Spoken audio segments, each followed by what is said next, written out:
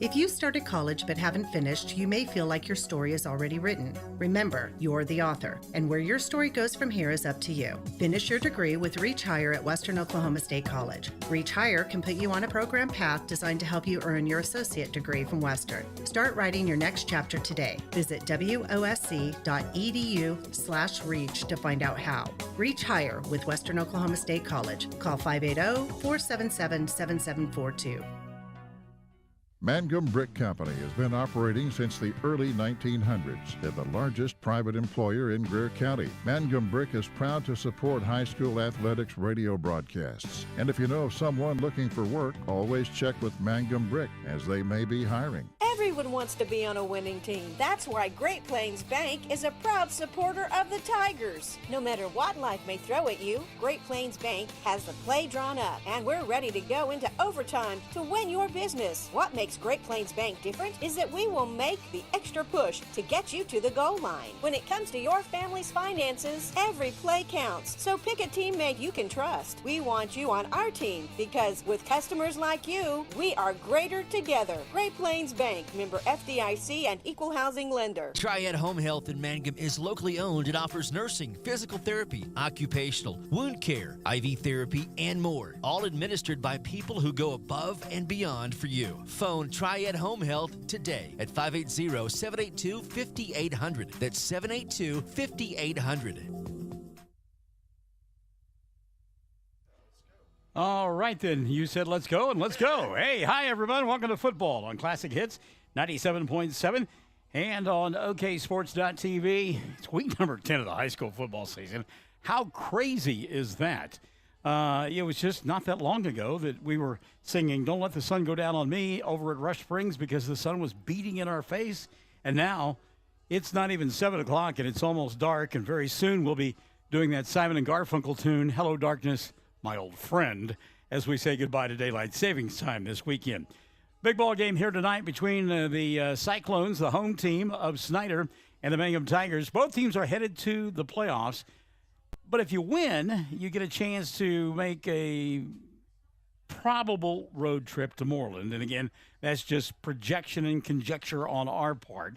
We could be heading in week number 11. We could be heading to Moreland. We could be heading to Burns Flat. And we could be heading, heaven forbid, to Texoma. Where is that? Yeah, it's something with Tex and Oma in it.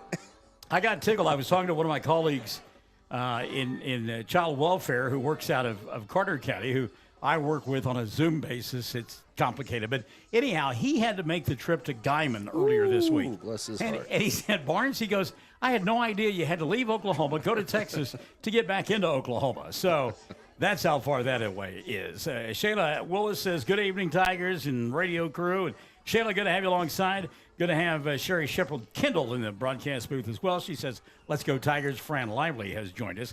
We've got a couple of folks that we need to say thank you to as well.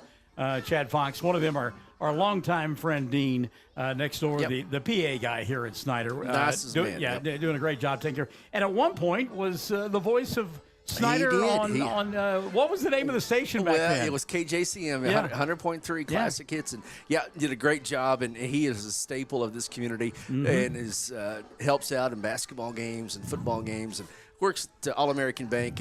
Dean Holland, good to see him, and Cal. We saw Cal, and I tell you what. Thanks to him, we went from a small closet to a bigger closet. It's a walk-in closet.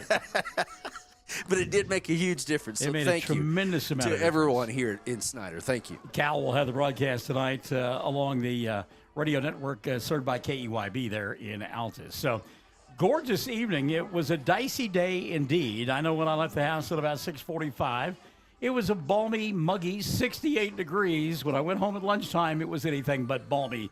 It was breezy, but it wasn't warm. Yeah, it was spitting water a little bit up north and got down towards Roosevelt. The sun was coming out. So, skies look clear down here almost. There's a few clouds out west, but it's going to be a nice, very nice night for football. The wind has settled down as well. We thought that may be a factor before all was said and done. As we mentioned, the winner will finish third inside the district, and they will make a trip to one of those three places we talked about a moment ago.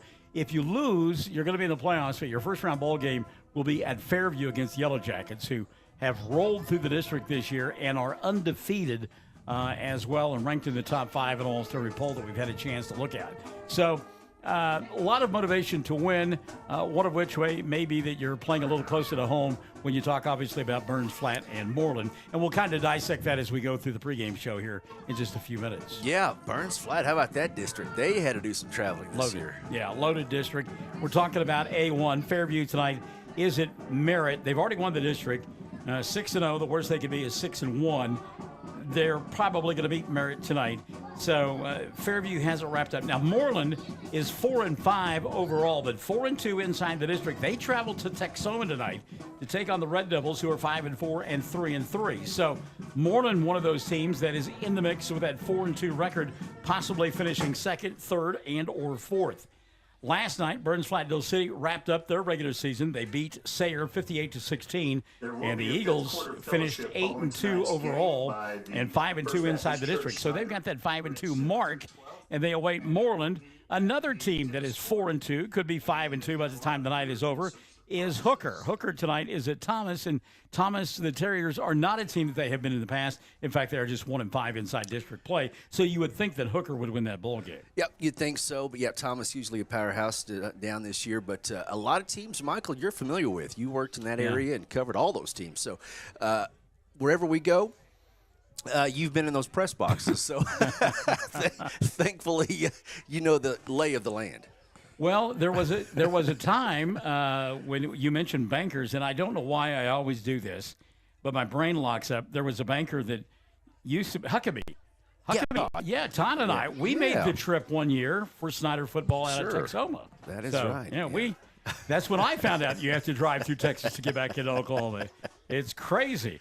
And then, of course, there was a time that Justin O'Neill and I went to Hooker for football and sat outside in the Oklahoma Panhandle in the middle of November, which was interesting. It's my understanding they have since built a press box out there. So in the off chance that we would have to go to Hooker, we would. It's a fun time of the year, though. Oh, yeah. It's exciting. And a lot of teams looking forward to the playoffs next week. There are some teams that are actually probably looking forward to getting inside the gym. Well, and Hobart may be one of those teams. They celebrate senior night tonight. Hobart will entertain Empire. Neither one of those teams have any playoffs aspirations, so it'll be senior night for the Bearcats. Cordell, you mentioned them. They have really taken it on the chin. It does not get any easier tonight. They take on Walters, the number 2 team in the district. The only team that Walters has beaten by this year was Apache. So they're going to be excited just to be playing 5-on-5. Yeah, certainly. Because we were there a couple of weeks ago. You know the numbers. It's just unbelievable. Yep. And then Carnegie will. We mentioned Apache, the district champions. Carnegie will be at Apache tonight in the other A2 district bowl game. Elsewhere, last night, Frederick lost to Community Christian 29-13, and the Bombers now going to have to go on the road for the first round of the playoffs. Elk City victorious over John Marshall 33-22. Elk City wins 4A District 1. How about that? Impressive. The Big Elks getting it done. There's my pat on the booty. Good luck tonight, Coach. Have some fun. We appreciate that. Boy, he sniffed you out. He found you, man. Yeah. He's looking. You know, when you got a power pack back seat like I do, it's not hard to find, right? Yeah. Well, I know you didn't get to kiss me like Taney did last week, but there's no cameras around, no paparazzi, Coach. So I'm sorry. We'll wait for the playoffs for that monumentous moment. Anyhow, Elk City winning 38-22. Also last night, Cash had their season come to an end. Chickasha knocks him out of the playoffs. 34-28 was the final there. El Reno beat Altus 28-7. Bulldogs winless on the 2022 campaign. And I don't know if you watched it or not, but I watched what I could. Somebody else in the house was wanting to watch the World Series game. But Jenks snapping the 58-game winning streak of Bixby, 38-35 in a ball game that went down to the wire. That is impressive. That was an impressive run. That'll last for a long time, but time to start a new streak. But it just grates a little bit when it's your neighbor right across the street. Boy, no kidding. Well, don't be surprised if those two teams don't play for the 6A1 state championship coming up in about 4 weeks in the biggest classification. Mountain View Goodebo last night winning against Granfield 54-8. Mountain View Goodebo 6-3 and 5-1 in the district. They finished second to Tipton. Tipton tonight not playing. They were supposed to play, and this is how odd the season has been. They were supposed to play Temple. Temple, as you know, could not field a team, and they co-opt with Empire, which is crazy in its own right. So It'll go down as a victory for Tipton via forfeit. They'll finish the season 10-0, heading into the playoffs. And one other D1 game to talk about, 8-man action. Hollis will entertain Turpin tonight. Turpin is 3-1 in the district. Hollis is 1-2. We take a timeout, come back and continue with our countdown to kickoff. Rolls on Classic Hits 97.7 at OKSports.tv. Around here, we say go Tigers. This is Jacob Gilner from Cattlemen's Bank, member FDIC. We love our Mangum Tigers, so suit up in your best and brightest orange, and we will see you at the games. Cattlemen's Bank is Tiger proud. When it comes to funeral homes, there are several to choose from. But choosing a funeral home that is locally owned offers the advantage of the local owners who are involved right here in the community, helping you during your time of need. Greer Funeral Home owners Carson and Stacy Van Zant are perfect examples of owners who offer that family-like connection that you'd expect from a friend and a neighbor. Greer Funeral Home in Mangum and Granite, providing dignity and respect. Jamie's Auto is proud to sponsor Mangum Tiger sports coverage. When you need a new-to-you reliable vehicle, always remember to visit Jamie's Auto Sales on Lewis Tittle in Mangum. Jamie makes it easy to buy a great used car with 5 lenders available, and your new-to-you vehicle comes with a 3-month 4,500 GWC powertrain warranty. Talk about peace of mind. Remember Jamie's Auto in Mangum for your next vehicle purchase. And go Tigers! Hi, Mangum Tiger fans. This is Jill Grauman with RE/MAX Property Place. If you need to buy or sell a property or a home in Mangum or anywhere in Greer County, just call me at 580-706-0259. You'll see lots of my signs around town because I get the results for my clients. I say, go Mangum Tigers. Jill Grauman, RE/MAX Property Place. Always here, always helping. Hello, this is Ashley Slayton, family nurse practitioner with the JCMH Family Care Clinic in Mangum. We are friendly hometown folks and treat patients of all ages, newborns through adults, for wellness and sick visits, as well as management of chronic illnesses such as diabetes and high blood pressure. Call the clinic in Mangum at 580-782-3393 for an appointment today. Jackson County Memorial Hospital.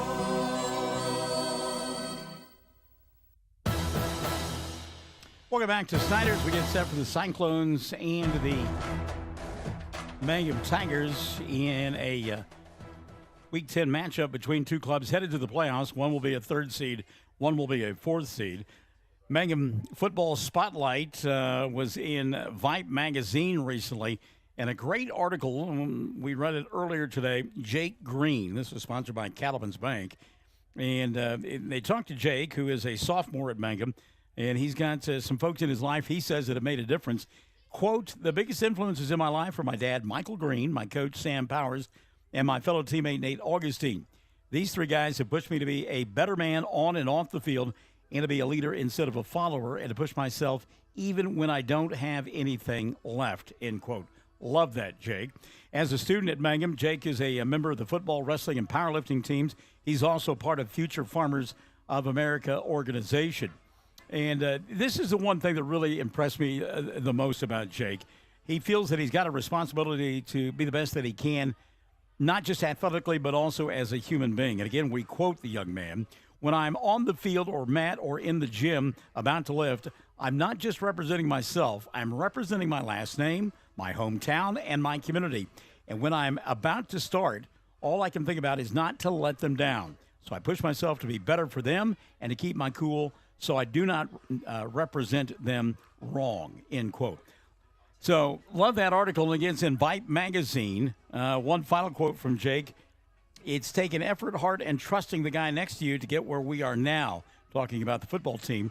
And it's just going to take that much more to succeed to the next level, end quote. So a great story about Jake Green in Vipe magazine, and we'll talk about Jake throughout the course of the night. One of the big uglies up front that gets it done on the offensive line and also gets it done playing defense as well.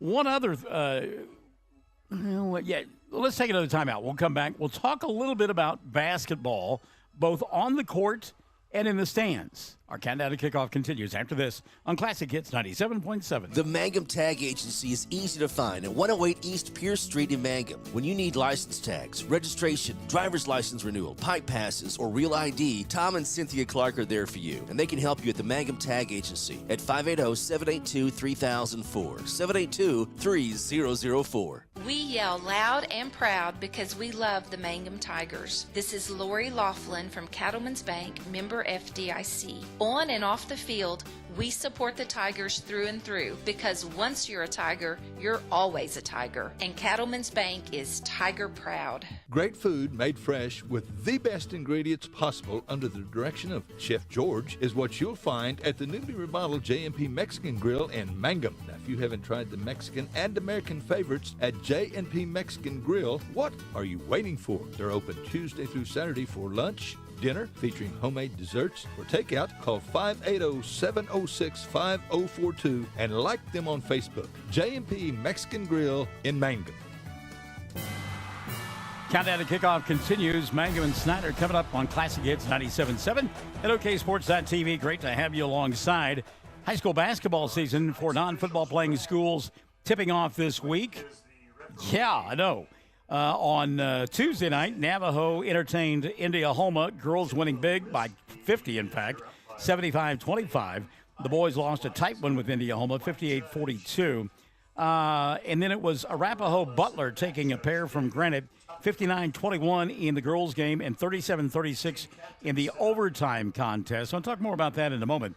On the schedule tonight, Arapahoe Butler will be at Blair. Eric entertains Canute. Cheyenne Radin will be at Viside. That's who Mangum will open up against on December the 6th. Fort Cobb Broxton will be at Indiahoma, and Sentinel will entertain Hammond. Duke opens their season on Tuesday night as they will play host to Indiahoma, and Olustee El Dorado will not begin their season until next Friday night when they entertain Duke in a pair of ball games. I want to go back to that Arapahoe Butler matchup with Granite earlier this week, and a story that came to us out of KOCO Channel 5 in Oklahoma City. You may have seen it. If you have, then you know what I'm about to talk about. The Granite basketball team played Arapahoe Butler Tuesday, the story says. After the game, the Granite Public Schools superintendent thanked Arapahoe Butler fans on social media for cleaning the entire guest side of the stands. Quote, they cleaned the entire guest side of the stands before they left and it did not go unnoticed, Granite Superintendent Missy Berry posted to social media. Quote, what an amazing act of kindness and display of class. It is wonderful how a random act of kindness can set the world in the direction where others also want to be givers of generosity. When we witnessed your thoughtfulness, it instilled within us the desire to be more thoughtful when we travel to away games. You set the bar high, and for that, you should be commended. So how about that? You're familiar with that Arapahoe Butler program over there. Kiddos through there. Yeah, that's awesome. I didn't hear that. So that's very cool. Little stuff like that. And makes a big difference and impression on people. So that's awesome. Of course, bringing everything full circle. We've known Missy for a long time. Her husband was part of the dreaded, hated Dirty Birds softball team that battled on a regular basis with the Altus Merchants. And, of course, as we come full circle here at Snyder, Ryan Granger, who is the superintendent of schools over here at Snyder, is one of those dreaded Dirty Birds as well. So, and actually Ryan taking good care of us. We appreciate that. Are these some of these softball games that start like at 2 in the morning and all these tournaments that they play all day and night? There were times that we did do that. I don't know that we ever played against them. We used to, and I know you'll find this shocking, Hooters used to have all-night tournaments in Oklahoma City, and there were many a times that we played in the all-night tournament sponsored by Hooters. Was Carney there? I don't ever remember playing the Dirty Birds, but that doesn't mean that we didn't. So that's good. Fun stuff. And I don't know that we were, we battled one another in the Elk City League years ago. I don't know that we were still playing at 2 o'clock in the morning, but something tells me we were in the parking lot at 2 o'clock in the morning swapping stories and some other things. So there you have it. Paula Lively says, hope everyone is bundled up. It's football weather. Go Mangum Tiger football. Amen to that, Paula Lively. Our countdown to kickoff continues. We come back to Snyder. By the way, what about that setting across the way? We got the football field and the mountain in the background. That is one of the most amazing settings in small school, high school football. We're back with your opening kickoff as the countdown to kickoff rolls on Classic Hits 97.7. First National Bank and Trust is a proud supporter of Mangum Tiger Athletics. At First National Bank, supporting our schools and athletic programs is our top priority. We appreciate and support our community through and through. At First National Bank, you can hear us roar. Go Tigers! We wish you a season of great success. First National Bank and Trust Company, your bank for life. Member FDIC, Equal Housing Lender. Hi, I'm Anna with Dapper 14 Boutique at 209 North Oklahoma in Mangum. We are so excited about the Mangum Tigers and Lady Tigers. We feature clothing and accessories in all sizes for all ages, and our store is well stocked for a great shopping experience. Come see us, visit us on Facebook, or shop the website at dapyr14.com, and go Tigers. When you need auto repairs, save money and get it done right at Dwayne's Auto in Mangum. Dwayne's fixes flats, does brake jobs, turns rotors, alignments, that all-important air conditioning work, and general auto repair. If your car or truck isn't right, just head to Dwayne's Auto at 1205 North Lewis Tittle in Mangum. Call 782-5151. That's 782-5151. Mangum Tiger proud. Mangum Golden Age Apartments offer HUD-approved housing for anyone 62 or older or on Social Security disability. They have one bedroom and efficiencies which include all bills paid, including Wi-Fi.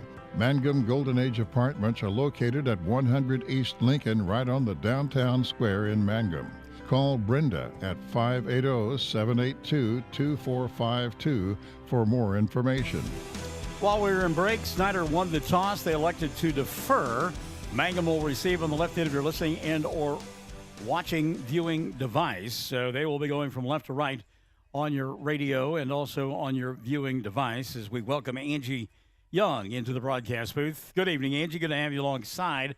Captains tonight for Mangum, as they have been all season long, Nathan Augustine and Aiden Warner, along with Jackson Reisler and then the aforementioned Jake Green. One of the captains. Captains for Snyder, Ryan Coop, and Tristan Anderson. Tristan goes by the name of Turtle. I have never gotten a full definition behind why. That would be interesting, yeah. Yeah. Quick, just kudos to Snyder, and I know you know this well, but from an 8-man team just a few years ago to last year. Yeah, fighting for playoff position in 11-man. Kudos and congratulations to the Snyder Cyclones. Mangum Tigers hope to get a little better spot in the rankings as this game goes on. Well, one of the things that you'll notice, you talk about the numbers, and we were talking to Ryan Granger about that. It's one of those ADM splits that just did not go their way. Right. And they got bumped up to the 11-man action, and you'll see just the number of kids on their sideline as opposed to the number of kids on the sideline for Mangum. But again, it's just kind of one of those things. We were at Cordell a couple of weeks ago, and the Blue Devils don't have numbers. So it goes in cycles without doubt. For sure. And I do think I did hear that they're looking to split up A and 2A into 32 teams instead of 64. So the smaller group in A and 2A won't have to take on Millwood and those kind of teams. By the way, we want to say hi to Pam Simmons, who has joined us tonight. Pam, good to have you alongside as well. Pam? And I've known Granger a long time. He is as ornery as they come. He's a great guy, though. But he is as ornery as they come. And I made mention to him. I said, Ryan, the grass is looking a little shaggy, a little long out there. He goes, I don't know what you're talking about, Barnes. I have no idea what you're referring to. That's that dirty bird in him. Yeah, Huh? it's exactly what that is. Not that the Altus Merchants wouldn't do the same thing if they were given the opportunity. But what it does, and it probably won't come into play, but it is a little bit longer. There was the moisture today, so it's going to hold that moisture a little bit more. So we'll see if maybe there's a little slipping and sliding that goes on here this evening. And over the course of a season, it protects kids, just from injury. A little bit softer to land, and so that helps out the smaller schools with numbers down the road. Well, and given the fact that it's wet as well, that it's going to come into play. So just about ready to get this one kicked off. It looks like Ryan Coop will be doing the honors. Ryan, 5'6", 150, and he is one of the seniors for this club. In the middle of the field for Mangum, Jackson Reisler, and up top you will find for the Tigers Mason Parker, and down below It's Ashton Pride. Of course, they love to get the football into the hands of Pride. Snyder, and actually Turtle Anderson, it looks like going to be kicking off. Snyder in their all-orange uniforms with the white numerals and the black helmets. Meantime, Mangum in their road whites with the black numerals, black pants, and orange stripes, and those dynamite white helmets with the orange tiger stripes. We love it. Courtney Parker has checked in. Hello, Courtney. Good crowd across the way from Mangum, but it is a cool night, as Paul Davis once sang, especially if you're outside.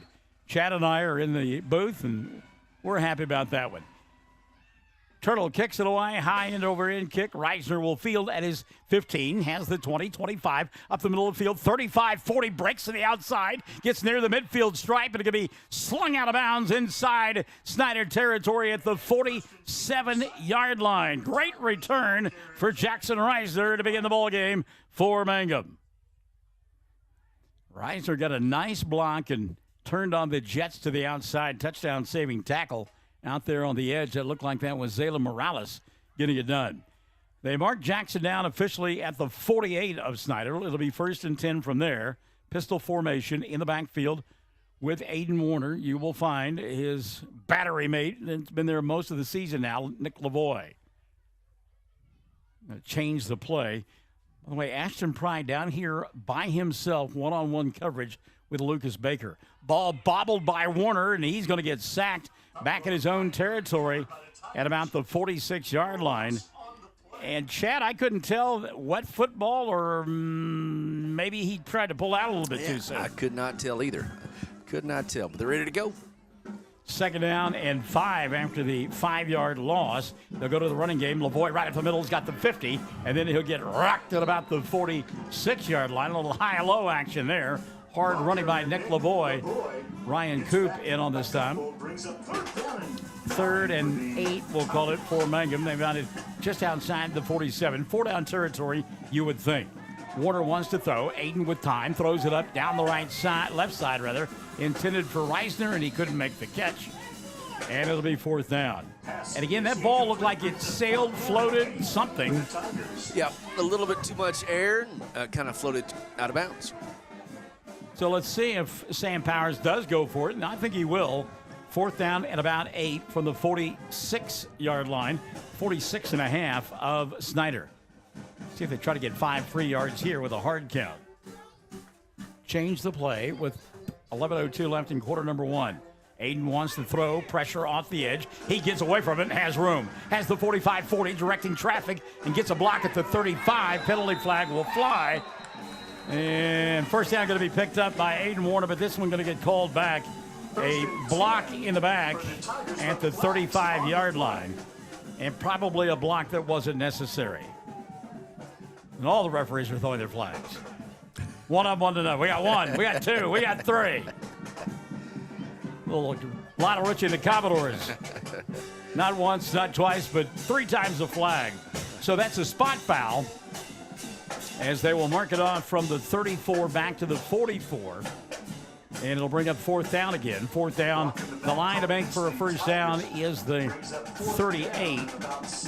Mangum has it at the 44-yard line of Snyder. Ashton Pride split out here on the near side, picked up by Aiden Gonzalez. One-on-one matchup there. Full house backfield look for the Tigers. Warner looking this way, gets pressure, slip screen, caught by Pride, and Ashton has the 25. He's got the 20 on his feet at the 15, and finally dragged down at about the 13-yard line. Oh, what a circus catch by Ashton Pride. The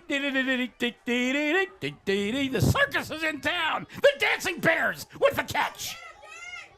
10:25, quarter number 1. Handoff to Lavoie, weaves his way through traffic. Nick lowers the head and takes it inside the 10, down to about the 8-yard line. It'll be 2nd down from there, and Mangum in that hurry-up look. 10-10 left here in the 1st quarter of play. They'll go back to Lavoie, left side. Nick runs into a couple of tacklers and tries to drag them for about a yard. It'll be 3rd down. Darren Allen in on the stop. Chase Green there as well. 3rd down and about 4 for Mangum. 9:50 left in the first quarter of play. No score, but the Tigers on the drive deep inside Cyclone territory. Warner throws, pass, caught, touchdown.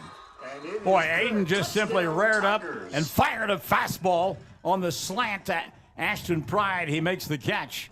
And with 9:41 left in quarter number one, Mangum scores quickly, and they lead it 6-0 with the extra point on the way. We've been watching the World Series all week long, and that was certainly a fastball by Warner there. A little giddy up on that one. So Pasquale Biatande in to kick the extra point. It is on its way. It is up, and it is good. So with 9:40 left in quarter number one, Mangum takes the ball the length of the field, and they score, leading 7-0. We're back to Snyder after this on Classic Hits 97.7. Fresh floral arrangements created here in Mangum are the hallmark of owner Darla Hately at Flowers Unlimited. Remember that fresh flowers are a very personal and special gift that is so cherished when delivered for birthdays and anniversaries. She might say, you shouldn't have, but she'll be delighted. Flowers Unlimited. Call local at 580-782-2122.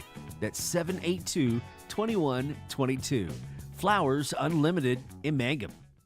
Wichita Insurance and American Farmers and Ranchers proudly serve cities and towns throughout rural Oklahoma. We're your neighbors and part of the communities. We're proud of our schools, youth, and communities, and that's why we're investing in rural Oklahoma. Wichita Insurance and AFR want to be your agent and insurance company. So call 580-301-6352 today and let us help you protect your farm and ranch operations, autos, and home. 9:41 left in the first. Mangum scores first, and they lead it 7-0 here on this Week 10 football Friday night from Snyder. Cyclones and the Tigers. We talked about the numbers. And Chad, you look now, and there's 4 extra kids in uniform for the Cyclones. Yep, that's a lot of snaps. They got good athletes, though. Got a good season going. So, yeah, we'll see what happens here with when they have the football. Darren Allen in the middle of the field for the Cyclones. Valderas back as well. He is on the near side, Antonio. So here comes Biatande's kick. And Pasquale line drive squibber rolls to about the 20, picked up there. 25-30, trying to break it to the outside, turn the corner, getting it done here is Carter Garrison. And Garrison finally going to be dragged down at about the 39-yard line. Cyclone bench wanting a little extracurricular at the end of the play, but it'll be 1st and 10 for Snyder. As they will have it at the 40-yard line. Will McGee downfield to make the stop for Mangum. 9:31 left in quarter number one. So we'll see what the Tigers can do defensively. Offense was impressive on that first drive. Turtle Anderson underneath center. Lone back is Coop. They'll pitch it to Garrison, and Carter will get back to the line of scrimmage and no more. Ashton Pride in on the stop. Garrison that time ran parallel with the line of scrimmage. Couldn't get it turned up. Great job of stringing that out on the far side. Nate Augustine trying to get back in. So it'll be 2nd and 10. Clock running, 9:05 left in the first. It'll be interesting to see. We saw that last week. Carnegie, very deliberate with their offense. Took the air out of the ball, tried to.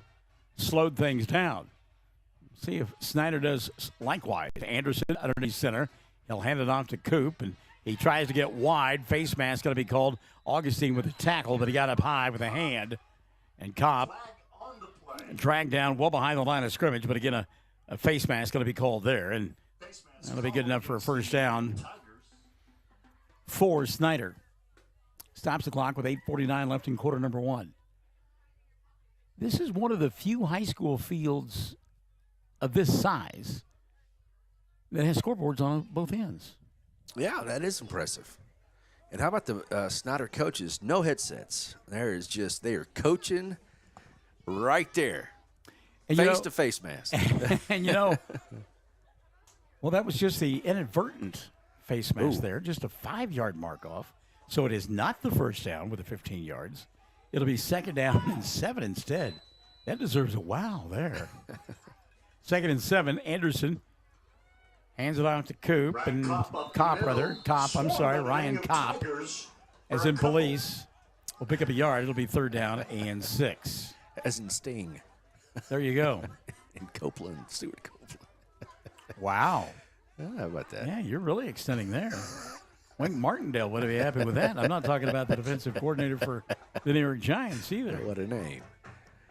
Yeah, that just amazes me. Of course, growing up, Wink Martindale was a game show host forever. Yep. And now he's the defensive coordinator for the Giants. How about that? Denise Delahunty-Webb, hello, kiddo. Good to have you alongside. So 3rd down, Anderson dropping back to pass, rolling near side, going to throw off the back foot. Got a man open, pass is incomplete. In and out of the hands of Cash Smith at the 30-yard line. Pretty good throw from that. Going to his left, right? That was one that Cash wishes he had back because that was in his hands. So now you ask Joe Garrison, the guy across went for it on 4th down. Are you going to? And the answer is no. Turtle Anderson is in punt formation. So his daddy is a former Hobart Bearcat. Have I told you that? Heath Anderson. Turtle, high and over end kick. Fair catch called for and made by Pride. And bumping into him inadvertently was Antonio Balderas.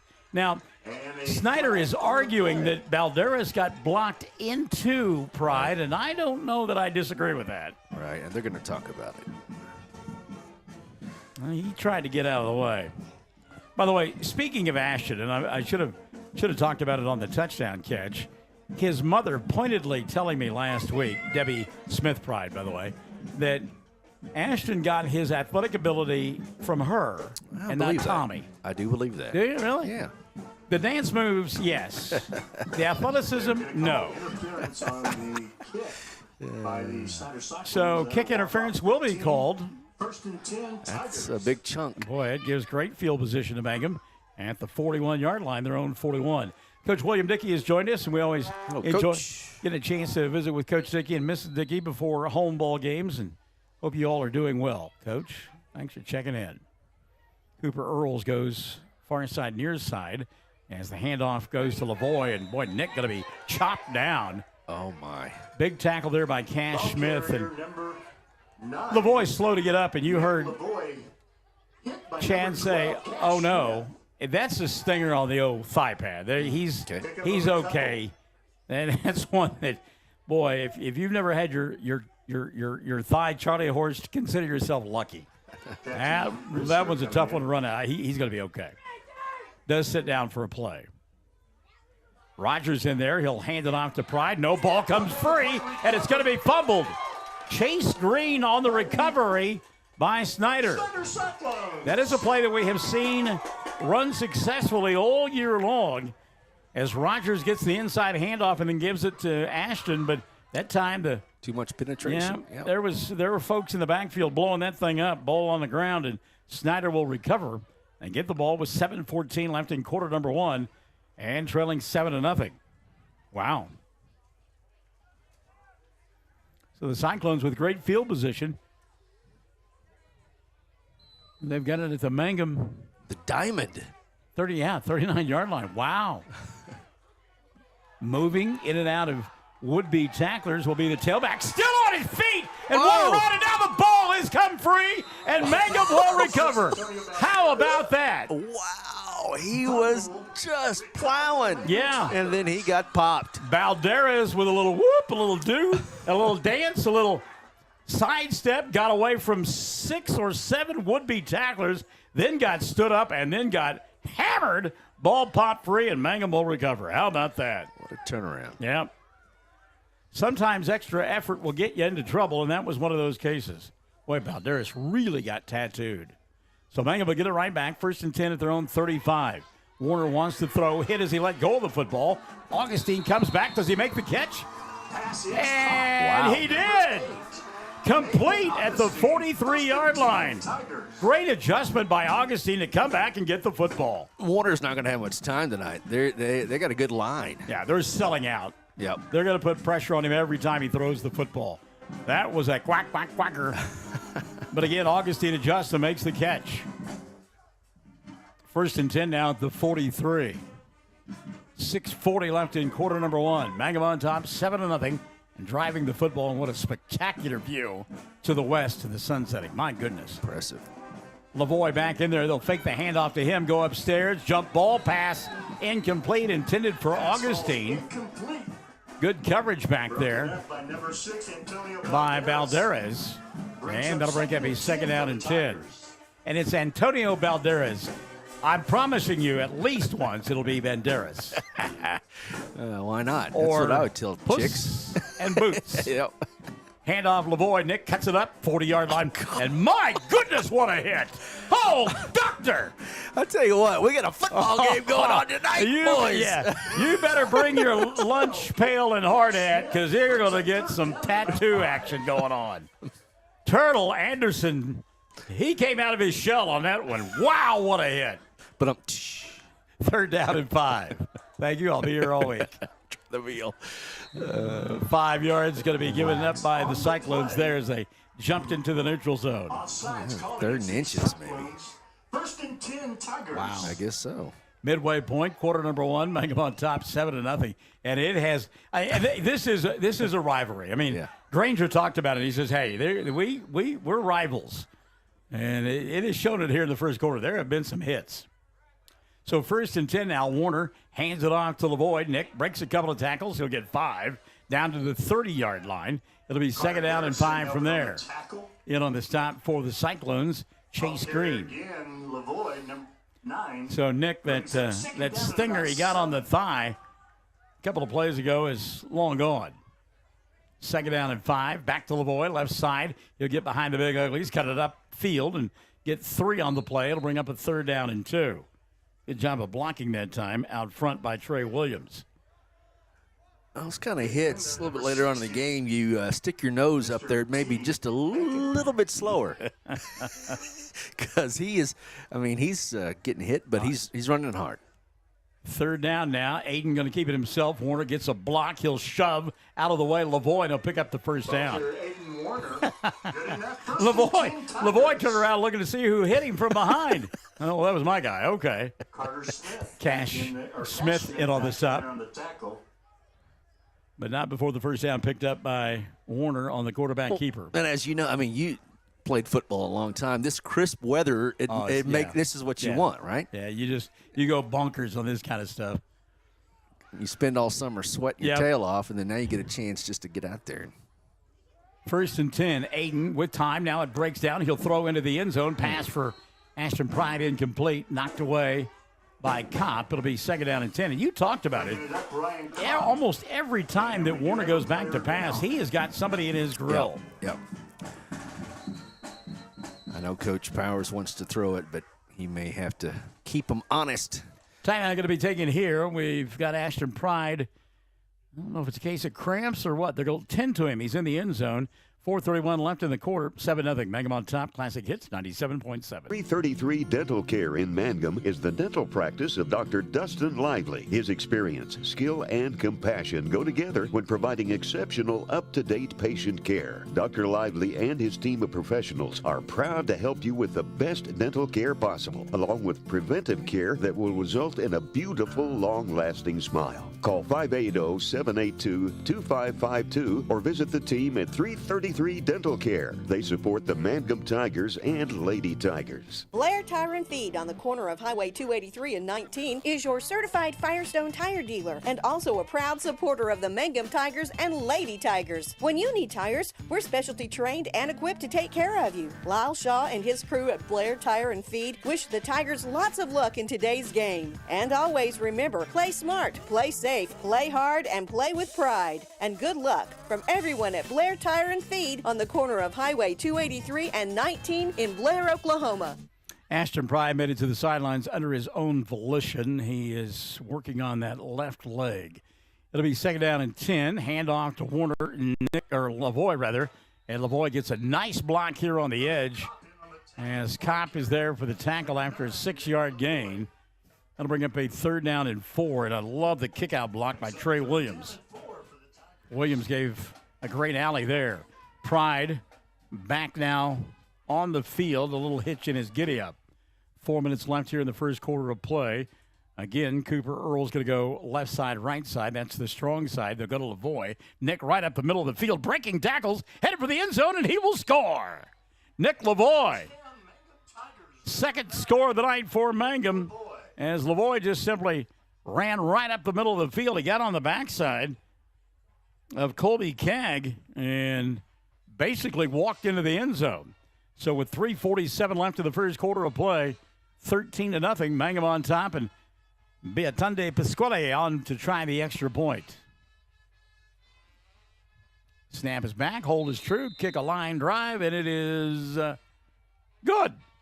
So with 3:47 left in quarter number one, Mangum up by 2 scores, 14 on the board for the Tigers.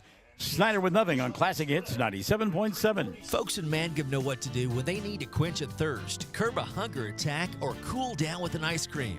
They just make the Loop at 918 North Lewis Tittle in Mangum.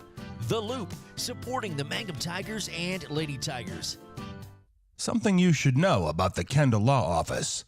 The Kendall Law Office is family-owned and local.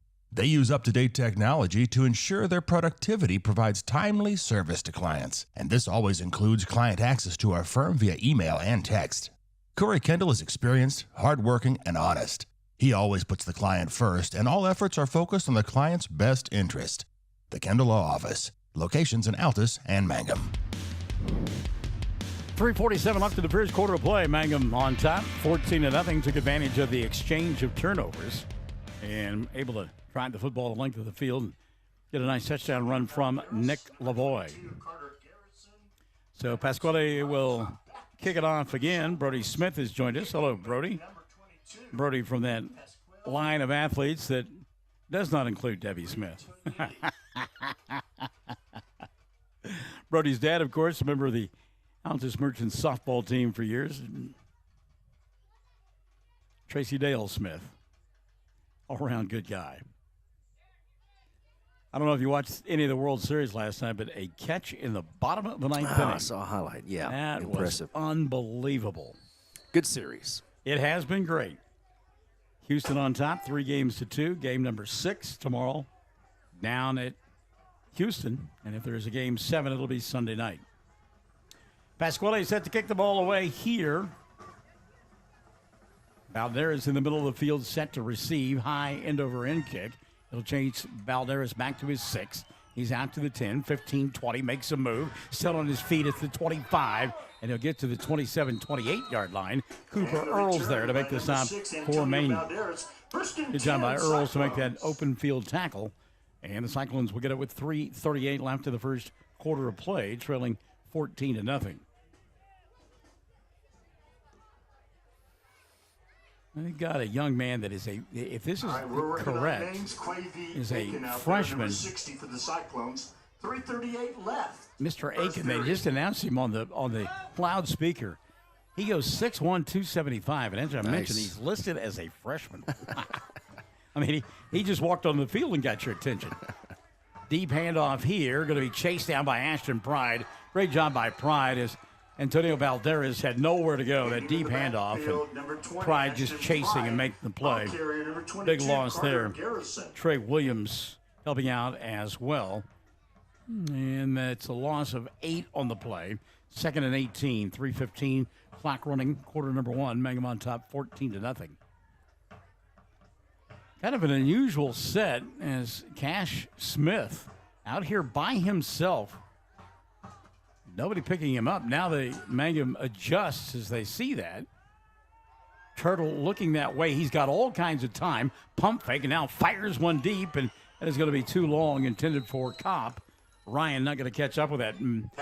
Blanket coverage there, downfield by none other than Nathan Augustine. So it'll be 3rd down and 18 now, as our good friend Jeff Coakley has joined us. Hello.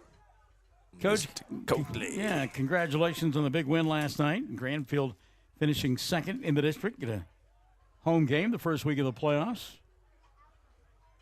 He had a lot of graduation losses from that team that made so much noise. And it did for a few years, didn't it? No surprise, though, that he's got the Tigers back in the playoffs and looking good. So Anderson on 3rd and 18, going to get flushed from the pocket. chased near his own end zone. And now Tristan here on the near side, and fans are begging for him to throw it, and he does. And a diving catch here on the near sideline by Balderas. What a catch by Balderas. And I talked about the throw a moment ago. There was a fastball over the middle by the right-handed quarterback for Mangum, Aiden Warner. That was a seed right there from Turtle Anderson. Got 10 on the play, but it'll be fourth down and 8. And Anderson will drop back in punting formation. Turtle a rocket for a right arm there. 2:39 left in the quarter. Anderson boots the ball away. Ashton Pride calls for the fair catch, and he'll make it at his own 36-yard line. Mangum will take over there. 1st and 10 with 2:33 left in the quarter, and they lead 14-0. Coach Coakley was all-state linebacker in, I believe, 1987. Really? So he at Hobart? At Hobart. All Knows right. his way around a football field. He does. His daddy was John helped did broadcasts on our sister station for Hobart for many years. 1st and 10 for Mangum here. They lead 14-0. Warner hands it out to Lavoie. Nick through traffic. Get it across the 35 out to about the 37-yard line. Coming up a second down and about 7. Amanda Johnson has joined the broadcast. Hello, Amanda. We saw Gabe Locklear make a tackle there. For the Tigers. 2nd and 8 now for Mangum. Clock running, 2:10 left in the first quarter of play. Tigers on top 14-0. Empty backfield now for Warner. There on the wing is Pride. He'll send him in motion, toss it to him. Ashton turns the corner, has the 45 and out to the 46-yard line. Ashton Pride going to pick up a first down. Mangum will move the stick. So whatever that sting was to his leg a couple of moments ago, he has gotten rid of and is delivering the blow there. So 1st and 10 now for Mangum. 1:45 left in the first quarter of play. Tigers on the move again. Reisner in motion. Jackson near side, far side. Aiden wants to throw, and Warner's pass for Lavoie incomplete. Pass incomplete. You're supposed to let the guys come in and rush the quarterback on a screen pass, but not quite that quickly. Well, yeah, like you said, they're on a dead rush right to him, and so not going to have a lot of time tonight. Well, and they had that set up very well. Yep. I mean, if they were able to get the football to Lavoie. That's how you, He had a couple of big uglies in front of him, including Trey Williams, and there was a lot of space here on the near side. 2nd down now. Warner, flush from the pocket, weaves his way through traffic, looking across his body, not going to be able to throw the football, and he'll get spun out of bounds. Maybe picked up a couple of yards on the play. They'll give him 1. It'll be 3rd down and 9. Folks, there's not been a soft tackle tonight. No. This is not flag football. Brennan Martinez here on the near side. They have not gone his way yet. Reisner is in the slot. See if they don't look the way of Braylon. He has got a lot of room in one-on-one coverage. Minute 26 left in the quarter. 3rd down and 9. Warner looking across the middle. Now the protection will break down, and he's going to get sacked. Back at the 40-yard line. Cash Smith was there along with Chase Green. It'll be 4th and long now for Sam Powers and company. And I got to believe they're going to kick the football away here. Got to say hi to our dear friend Candy Ann, who has been a teacher at Snyder for, well, as long as I can remember. She says, "Let's go Cyclones." Candy, good to hear from you. Hope all is well. I looked for you tonight. Must have been too cold for you. So with a name like Candy, she had a good Halloween? Well, probably. Yeah. Ball going to roll dead on the punt from Ashton Pride at about the 26-yard line. Did you have the light on Halloween? Oh, yeah, okay. definitely. Okay. Yeah, we had trick-or-treaters. Candy's sister is Sandy Roberts. Okay. Who is the softball coach at Olustee El Dorado and the basketball coach. Very cool. It was a little confusing in their house growing up with Candy and Sandy. David Henry has joined us. He says, "Keep hitting them, Tigers. Keep it going, boys." 43.8 left in the first quarter of play. Turtle Anderson and company will go from the pistol for the first time tonight. Kopp is back there with him. And Turtle just kind of running around now. They're going to get hit and tackled in space at about the 22-yard line Nice open field tackle there by James Martin. For a loss on the play. Turtle, I known him for a long time, watched him play various sports in the Little League ranks, and then as he grew up, and I love his demeanor out there. It's kind of like he's playing backyard football, It's kind of like, okay, you go down there to the doghouse and cut left, and I'll throw the ball before you get to the tree. Yep, good-looking athlete, yep. Going to have to hurry to get this off. I don't think they're going to. That'll be the final play of quarter number 1. It's in the books. Mangum leads it after the first 12 minutes of play. 14 for the Tigers, nothing for the Cyclones. It'll be second down and 14 for Snyder when you and I come back. After this on Classic Hits 97.7. Friends, it's important to take care of your eyes, so make an appointment soon with Dr. Michael Geiger in Altus, Seth Geiger in Frederick, and Bryce Geiger in Elgin, and a new addition to our staff, Dr. Maddie Rhodes. The Geigers are professionals and very good at what they do. Geiger Eye Care is proud to support youth and sponsor sporting events. They encourage you to attend all the events you can and be involved with our youth. Geiger Eye Care, Michael and Maddie in Altus, Seth in Frederick, and Bryce in Elgin. Make an appointment soon with Geiger Eye Care, Altus, Frederick, and Elgin. We are a community of ongoing legacy and tradition. This is Lori Laughlin from Cattlemen's Bank, member FDIC. We are so proud of the continued success of the Mangum Tigers on and off the field. Good luck on another exciting sports season, Tigers. Cattlemen's Bank is behind you all the way. Greer County Farm Bureau agents Mickey Lively and Rod Calhoun support high school sports. Mickey and Rod offer insurance for property, auto, casualty, life, commercial, and crop insurance. They're ready to serve you at 231 North Oklahoma in Mangum. Call 580-782-3827. You asked about Valentine's Day. You asked about Halloween at the Barnes household, and we had the light on. It was fun though. As you can imagine, my sophomoric individual that I am, even as old as I am, and I will never grow up. It's Igor. Yes, I was watching Young Frankenstein, and there were a couple of times where there were a couple of young men that were a little impatient with me. It takes me a moment to get out of my chair, and they're just ready to walk in the house and get their own candy. Come on, old man. Drag yourself away from the television. That Barnes guy, God. If you're in a hurry, don't do the Barnes guy, yeah. Barnes house. And of course, every single line in Young Frankenstein, I knew it was coming. I said it before, and I still laugh like I'd never seen the movie before. That's awesome. That is great stuff. Emma Smith says, "Let's go, Mangum Tigers." So many great lines for the movie, though. It's good. It's just line after line after line. And most ladies don't enjoy it. Well, no. And sophomoric guys do. Yeah. My better half didn't. She tolerated me for an hour and 45 minutes. So here comes Turtle now. Second down and long. Anderson flush from the pocket. Little hop, a little stop, a little throw. Pass incomplete. It'll be third down and forever. 11:51 left in the first half of play. Werewolf, their wolf, their castle. just things like that. Yeah. I mean, just the one thing though that I did learn, I don't know, a couple of years ago, Steven Tyler and the rest of Aerosmith actually saw Young Frankenstein back in 1974 in New York somewhere in the theater, and after they heard the line "Walk This Way," interesting. They apparently went back to the hotel and decided to write a song based on that line.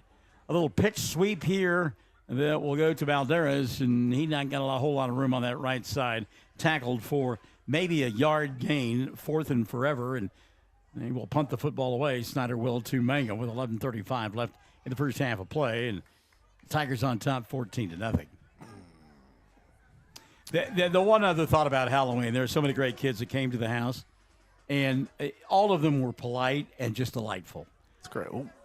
High snap over the head of Anderson. Turtle will go get it. Now he's going to get rushed, and now he is in trouble trying to get away from everybody. And my goodness, did he get out of the end zone? Maybe the 1 yard line. Boy, that was a tough one.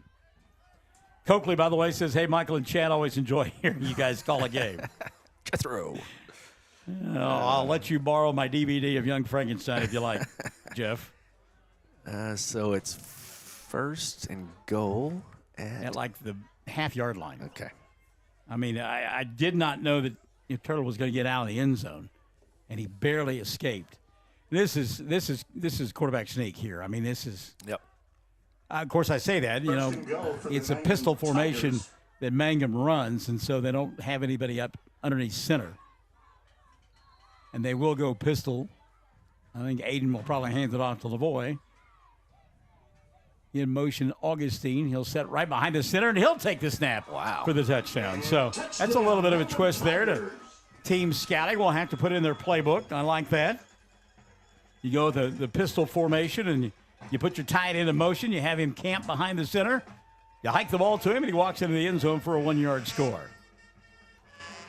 So with 11:06 left in the half, Mangum has extended their lead to 20-0. And Pasquale Biatonde in to try the extra point. Ooh, snap is bobbled. Rolling out of there will be Warner. He'll throw into the end zone. Passes caught for the 2-point conversion. How about that? And I believe that was Ashton Pride that made the catch. Let's see. And he's hobbled afterwards. I don't know if he's got a cramp or maybe turn that knee again like he did earlier. Make sure that is Ashton, but I believe it is across the way.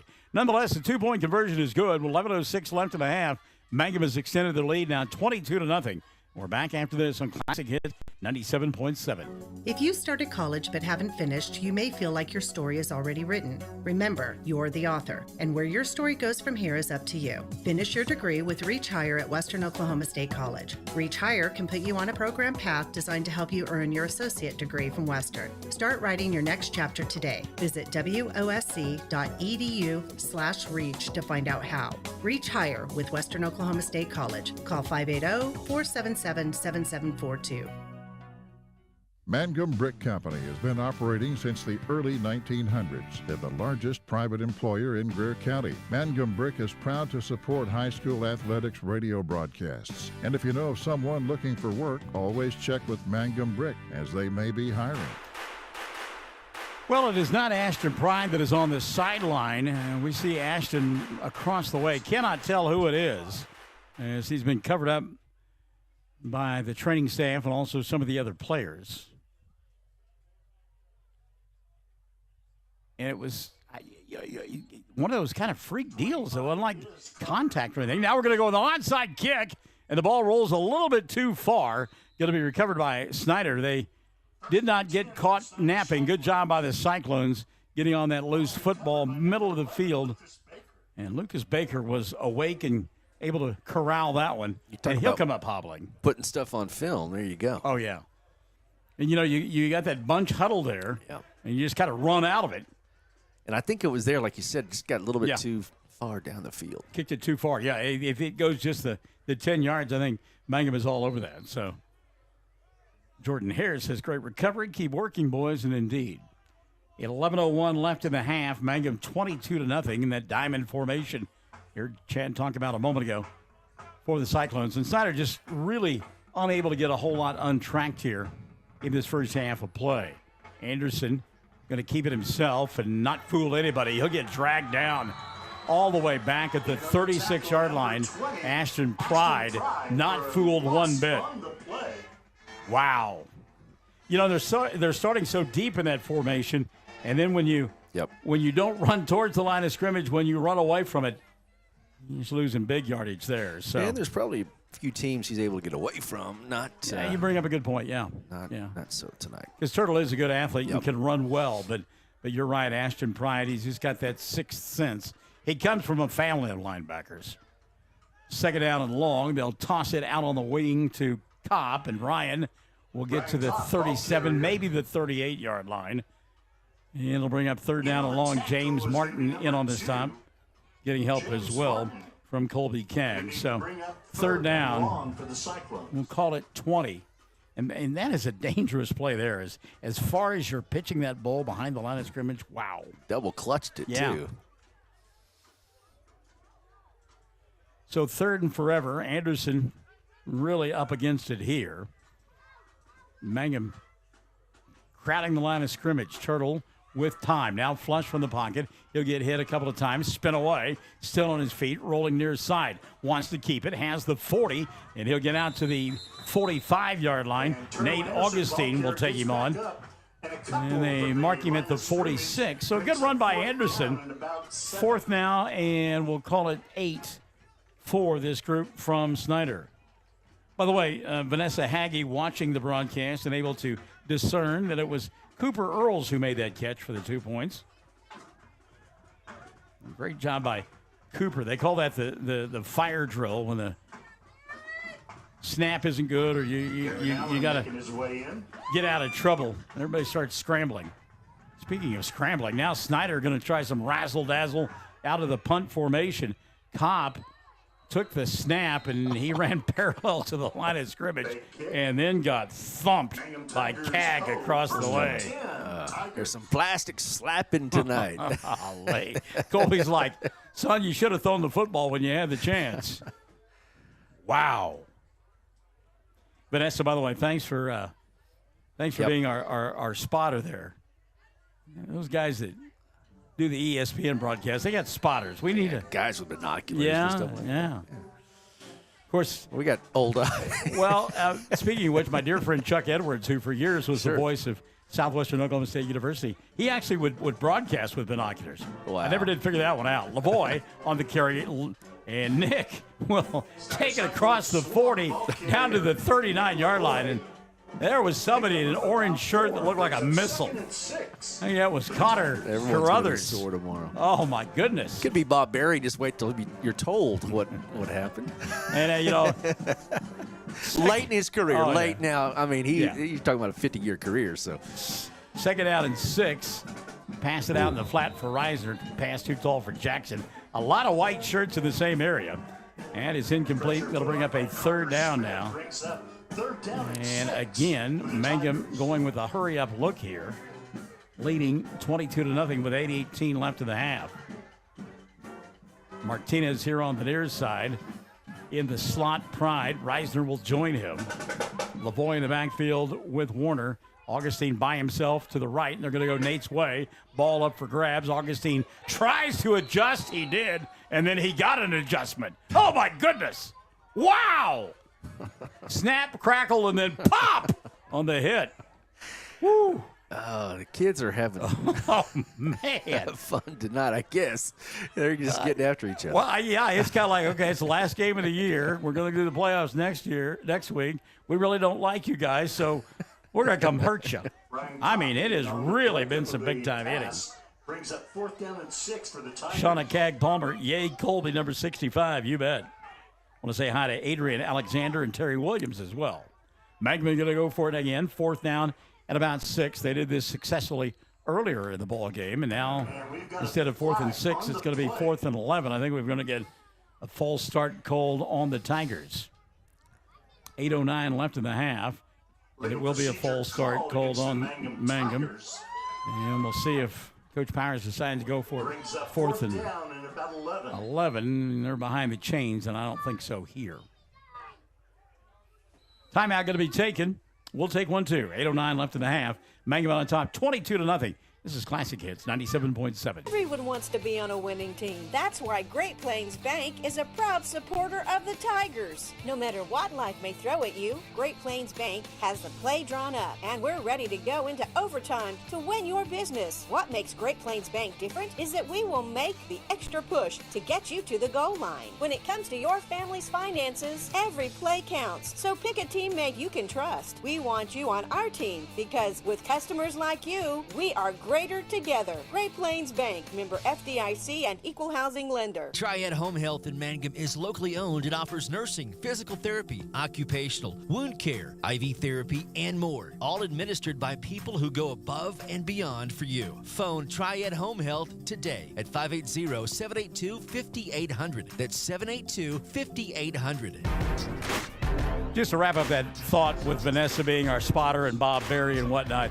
he was so far away from the field there at Owen Field. My goodness. Yeah. We had the opportunity to broadcast the state championship game from there in 2001 when Altus played Carl Albert. And, I mean, it was a mile away. Yeah, I mean, it was forever. Chad Augustine has joined us in the broadcast booth. Hello, Chad. Hope you're having a good night. So, 4th and about 10.5, and apparently Mangum is going to go for it. Going to go on a reverse to Pride. Ashton throws the ball intended for Aiden Warner, and a good job of staying with it that time by Snyder. First and 10, Snyder. Touchdown toss early in the season for Ashton Pride. By the way, Chad updating us as well. Not only did Cooper Earls catch that 2-point conversion, he was the young man that was injured along the sideline as well. Got it. Appreciate that. Yep. But the thing about Bob, and we loved going and listening to him speak, and he was always so gracious, so humble. But late in his career, you talked about it, you would hear his spotter tell, because his hearing went, you could hear the spotter telling him Bob, it was number 32, and then Bob would say, number 32 in on the play. Turtle Anderson dropping back. Anderson in trouble. Weaves his way through traffic. Gets a big block here on the near side. Now he's pointing downfield. Wants to throw. Does across his body. Ball nearly picked off by Augustine. And Nathan just couldn't hold on. Wow. By number 8, Nathan Augustine. I mean, it is Sandlot football out there right now for Turtle Anderson and the Snyder Cyclones. Goodness. As, you know, you're trailing 22-0, 7:48 left in the first half. You know you're going to make the playoffs. You're playing your rival. Why not? Yep. Now Darris coming back in for the Cyclones. 7:48 left. Only thing is, it's Cyclones down. all the throwing and incomplete 22. passes certainly extending the ball game. It is, and if you peek the wrong way, you might get ear hole. Yeah. Hayden Harris is watching. He told us that, too. He says, Hayden Harris is watching. Hello, Hayden. 2nd down and 10. Turtle with time from the shotgun. Still with time. Look at this. All kinds of time on the 3-man rush. Anderson weaving, bobbing, looking, running, pointing. He's got the 35 and the 40. Now he's at the 45, tries to run over somebody. We'll take it out to about the 47-yard line. Braylon Martinez with the hit. James Martin there as well, and losing his hat is Turtle Anderson. And Turtle will have to sit down. Yeah. Yeah, that's the old Barry Sanders run 40 yards around the field to pick up 3. Snyder was asking if they take a timeout, will Turtle Anderson be able to come back in? And apparently he will be. Cyclones take a timeout. We take one, too. 7:27 left in the half. 22-0. Mangum on top. And we're Classic Hits 97.7. Around here, we say go Tigers. This is Jacob Gilner from Cattlemen's Bank, member FDIC. We love our Mangum Tigers, so suit up in your best and brightest orange, and we will see you at the games. Cattlemen's Bank is Tiger proud. When it comes to funeral homes, there are several to choose from, but choosing a funeral home that is locally owned offers the advantage of the local owners who are involved right here in the community, helping you during your time of need. Greer Funeral Home owners Carson and Stacy Van Zant are perfect examples of owners who offer that family-like connection that you'd expect from a friend and a neighbor. Greer Funeral Home in Mangum and Granite, providing dignity and respect. 7:22 left in the first half of play. Mangum on top, 22-0. Elsewhere, Apache leads Carnegie 44-0. Second quarter score there. Also in the second period, Hobart in front of Empire, 6-0. Hooker leads Thomas 41-0. So Hooker will no doubt win that ball game and get their 15 points. And I've got a foot cramp going on. My goodness. Remember, there's going to be a Player down. No kidding. Moreland in front of Texoma 14-0. That is a second period score. And Walters leads Cordell 34-0. That's in the second. Fairview in front of Merritt 20-6. Second quarter score there. So here we go out of the timeout. 3rd down. Anderson not in there. Instead, it'll be a new quarterback throwing it up for grabs. Ball going to be picked off by Jackson Reisner. That was Balderas on the throw. Reisner back the other way. He's got the 50, 45, and then spun down there by Carter Smith. But big hit here at the 42-yard line. Nathan Augustine going to get penalized, I believe, on the play. It was going to be a block in the back. Got 2 penalty flags down. Brad Wink. And I missed the signal. I didn't look up in time. See if Brad Wink will give it to us again. No, not going to. It is going to be a personal foul penalty. They'll mark it off from the 40-yard line. And take it all the way back to the 26. So it'll be 1st and 10 for Mangum from there. 7:14 left in the. Okay. So Dean Holland says it was a blindside hit. He looked up in time, Dean did, to see that. But a turnover nonetheless. I'm glad that you caught the pun there.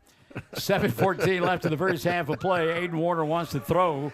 Spins out of a would-be tackler. Now going to get sacked back at the 24-yard line. Loss of 2. Second down, and it doesn't. And I'm the last guy to call plays or say anything about coaching at all because Coach Powers is the man. I just feel like they might run it and be a little more effective because I tell you what, Warner is going to just get smoked if he's trying to be back there. Well, Snyder's not respecting the run at all. Yeah. I mean, they're just selling out every time that Aiden drops back.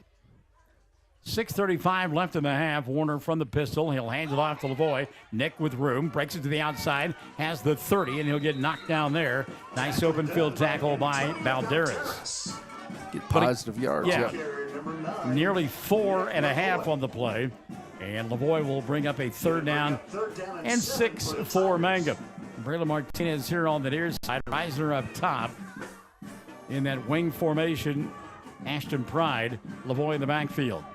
See what Warner does here on 3rd down and 6. They'll change the play. Cecilia Blake Nippert is watching. Hello, Cecilia. Great song, by the way, by Simon & Garfunkel.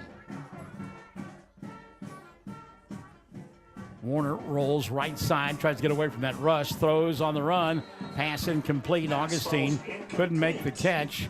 Pressure off the edge from Turtle Anderson, and Warner threw that ball before he wanted it to be gone. That was Turtle Anderson's defense. Like you said, Warner had to let go before he wanted to. I'm trying to remember what Cecilia was a B-side hit, but I don't remember what the was it. Bridge Over Troubled Water? You're now gonna have to look it up. Okay. What did we ever do before Google? Oh, we went to the library. Exactly. I forgot. 5:48 left in the half. Pride into punt on 4th down and 7. Ashton got to get it away quickly. Does. Ball will hit at the 50. And roll forward to about the 47. So the Cyclones will get their best field position of the night. As Anderson, or rather, Brother Martinez was down there to kill that for Mangum. So Turtle Anderson set to go to work now. I did see, might have been the Methodist Church, the marquee in town in Snyder. It said, respect your parents. They graduated without Google. Ooh, I like that. I like that. So, a little, That's some quality stuff there. That's, yeah. All right. 1st and 10 now for Anderson and company. Full house backfield, tight formation. And Mangum will move, but they don't jump into the neutral zone. Deep handoff here across the 50, down to about the 48-yard line of Mangum.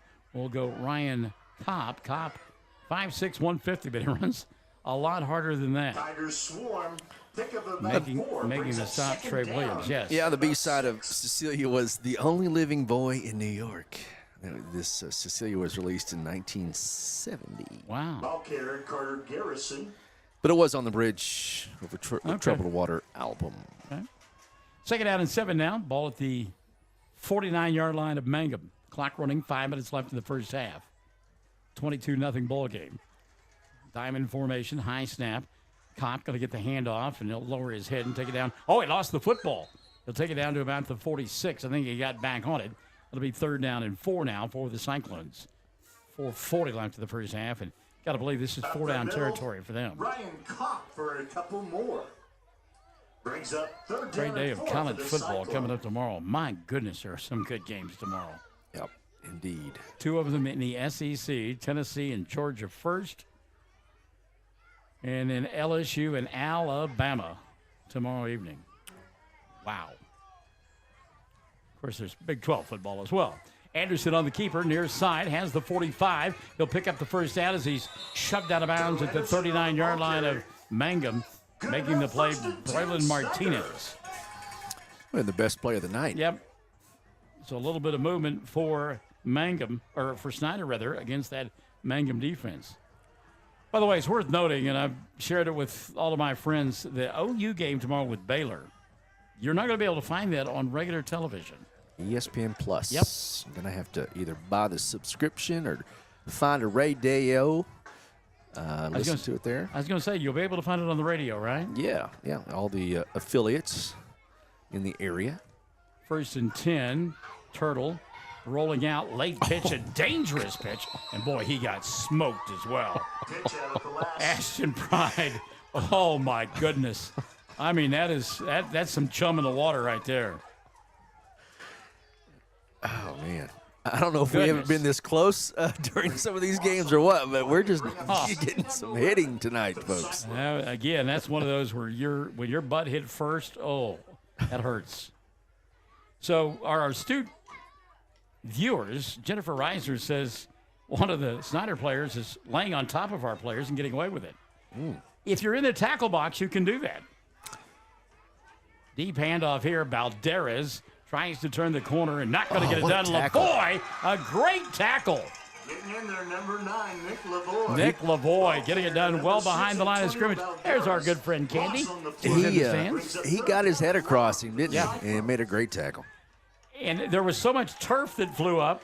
Biatande Pasquale's in there playing linebacker now, and that turf flew up, and I'm like, Biatande, I'm going to go recover that turf. I thought that was the football. I love that heads-up play. Wow, what a big loss there. 8-yard loss on the play, 3rd down and 18.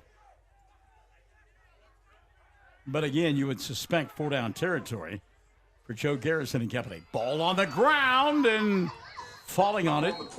Carter Garrison. Good job by Garrison to go get that one. Maybe a yard gain on the play. 4th and 17. How about 21? Oh, he did lose. Yeah. Okay. All right. He is. Got his knee down. There. Okay. Yeah. All right. So if you're Joe Garrison, you go, no, I'm not even going to ask because Turtle Anderson's back in punt formation. Well, last time they did this, they threw out of it. They tried to fake, yes. And that did not bode well. Anderson, of course, is the quarterback. He'll get the one hopper, pick it up, and take his time before he boots it away. Ashton Pride will stay away from it, and it'll roll dead at about the 27-yard line. Kicked down by Lucas Baker. Paula Lively says, hey, Jake Hudspeth. And we're not turning into a dating site or anything, right? It's a meet and greet. Jordan Hare, she's with me. She says, let's go, Pasquale. Trying to recover that turf out there. That was good. I like that. Big old hunk of turf came up. 1st and 10 now. Warner and company set to go to work, leading 22-0. Pride in motion. Aiden going to roll near side, looks for Ashton, makes the catch at the 20, gets a block, has the 25, goes across the 30 out to about the 31-yard line. Antonio Balderas with a stop in the open field, but a 1st down picked up by Pride and company. They'll move the sticks with 2:20 left in the first half of play. And again, you're giving next week's opponent, which more and more looks like it may be Moreland, some stuff to look at. As much stuff as you can. Empty backfield here. Now they'll bring Lavoie back into the right of Warner. Aiden going to roll right side. Back foot, fires, pass, caught. Reisner hit immediately, but it'll be a gain of about 7. 2nd down and 3. Clock running at 1:55 left in the first half of play. Getting the pocket moved. That way Lavoie is not a sitting duck back there. 3 wide receivers here on the near side. Martinez closest to us. In the middle of that, Reisner. And then you've got Pride. Aiden looks that way. Now he's going to get flush in the pocket. Wants to run. Picks up a block. Goes around Anderson and gets tackled right on the down marker. They'll stop the clock, but that'll be a 1st down for Mangum with 1:31 left in the first half of play. 1st and 10, Tigers. Paula Lively wanting to make it very clear that Jake is a nephew from UConn. Paula, we're just kidding. That's kind of like, though, when you're on the kiss cam at the ball game and you're there with your sister. Off the back foot again, pass for Augustine. Did he make the catch? He did. did. My goodness. What a catch by Nathan. Oh, my. Brings up second down and short. Not only was the catch spectacular, but the footwork to stay in bounds. Get out of bounds. To make the catch and then get out of bounds. Yeah. Minute 26 left in the half. Mangum, they have all three of their timeouts on the board. Got a second down and 2 here. Warner fires across the middle, and Augustine passed a little bit too tall, incomplete. And that'll bring up a third down and 2. Pass intended for Nathan Augustine. And Nathan, you talked about it. He's taken a couple of pretty good pops, and I look out there, and I see him kind of holding the side. I don't know that he hasn't, just a little bit sore, and that may have been why he didn't overextend that time trying to catch that pass. Reisner going to go in motion now, third down and 2. Aiden, all-out blitz, fires, pass, tipped, and this time Pride can't tip it to himself and make the catch. It's incomplete. Fourth and short for the Tigers. Jake Hudspeth, by the way, says go Tigers. Minute 16 left here in the half, and you can bet your bottom dollar they will go for it 4th down and 2 here. Will Mangum. Tigers have it their own. Well, no, it's actually at the Snyder 48-yard line. And quarterback keeper, and a first down and more for Aiden Warner inside the 45, down to about the 41, but the dreaded penalty flag will fly. And this time we will watch Brad Wink and see what his call is. Whitehat consulting with the rest of his guys. And now here's the call from Brad. Chop block going to be called against Mangum. Chop block called against the Snyder Cyclones. What? He did point towards Snyder. I don't know. A chop block is when you're blocking, you're engaged, and then somebody else comes and blocks you down low. I'm not sure defensively what that would mean, but you're the football guy, so come on. That's a new one on me. I mean, it really is. I mean, and counting. A chop block on the defense. Okay. Mangum's not going to deny it, that's for sure. They'll take it 1st and 10 all the way down to the 32-yard line of Snyder. Wow. Minute 10 left of the first half of play. And again, Brad Wing is what he's got. Chop block against the defense. So there you go. I'll have to ask David Tucker about that one next time I see him. Aiden with time. Throws left side. Up for grabs. Reisner is there. He spins, turns, and can't make the catch. It's incomplete. One of those plays where you had a couple of wide receivers in the same vicinity. Reisner was there along with brings up 2nd and 10 for the Tigers. Brendan Martinez. And again, we've not seen the ball in Martinez's hands so far tonight. I have to find a way to get it to him. He can make things happen in a hurry. 1 minute left in the first half of play. Mangum on top, 22-0. Second down and 10 for the Tigers. Lavoie in the backfield, providing blocking. Pass out in the flat, caught by Augustine, and Nathan will be shy of a first down by about a half yard. Third down and just that much. Nathan Augustine, 3rd and short. Good catch by Augustine that time, and a good pass on target on time. Taken down by quarterback Aiden Warner. So 3rd and about a half yard for Mangum. Clock stop, 54.6 left in the half. Trying to tack on another score, and unabated to the quarterback, Turtle Anderson. Offsides call. And Jennifer, I'm surprised it's taking you this long to send the message. And I'm going to defer to Chad on this one. He's more diplomatic than I am. We'll get to it in a minute. 1st and 10 now. As rolling here on the near side is Warner. He's got Pride open. Catch is made. Ashton gets a block, breaks a tackle, dives for the corner of the end zone. Not going to get there, but he's close. And did he get out of bounds, or will Mangum use a timeout? Ball is caught by Jennifer says, Michael, you need to tell their announcer how to pronounce Jackson's last name. Tigers, 44 seconds left. Second period. Oh, I'll let Chad do that during the timeout, Jennifer. Timeout taken here. 44 seconds left in the first half of play, and Mangum knocking at the door on Classic Hit on 97.7. Jamie's Auto is proud to sponsor Mangum Tiger sports coverage. When you need a new-to-you reliable vehicle, always remember to visit Jamie's Auto Sales on Lewis Tittle in Mangum. Jamie makes it easy to buy a great used car with 5 lenders available, and your new-to-you vehicle comes with a 3-month 4,500 GWC powertrain warranty. Talk about peace of mind. Remember Jamie's Auto in Mangum for your next vehicle purchase. And go Tigers! Hi, Mangum Tiger fans. This is Jill Grauman with RE/MAX Property Place. If you need to buy or sell a property or a home in Mangum or anywhere in Greer County, just call me at 580-706-0259. You'll see lots of my signs around town because I get the results for my clients. I say, go Mangum Tigers. Jill Grauman, RE/MAX Property Place. Always here, always helping. We earlier talked about the PA man here in Snyder, Dean Holland, our friend. And Dean, at one time, worked for the Fox Radio Network and did Snyder basketball. In fact, he called the state championship game. Was it 2011? Yeah, I thought, okay. That's right. So Jennifer Chan's gotten him straightened out. First and goal now for Mangum inside the 5 at about the 4-yard line. Lavoie, pistol formation now. They'll send Augustine in motion. Nate, the last time he did that, got underneath center and got the handoff and scored a touchdown. This time he'll set up shop and they'll readjust the play. Hands it off to Lavoie. Nick, shake, bake, and into the end zone for the touchdown. Nick Lavoie. Touchdown. So with 39 seconds left in the first half of play, Lavoie's got his second score of the night, and Mangum has extended their lead now. It is 28-0. With the extra point on the way. That was a fantastic drive. It was.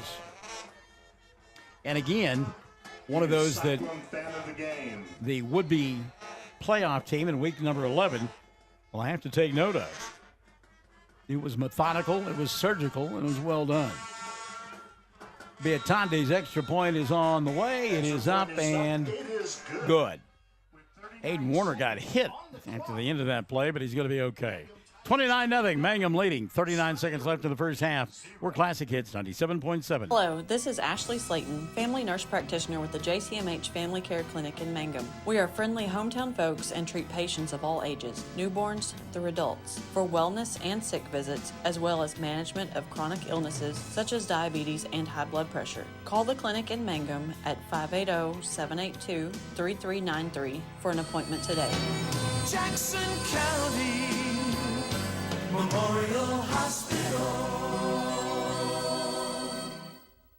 The Mangum Tag Agency is easy to find at 108 East Pierce Street in Mangum. When you need license tags, registration, driver's license renewal, pipe passes, or real ID, Tom and Cynthia Clark are there for you, and they can help you at the Mangum Tag Agency at 580-782-3004, 782-3004.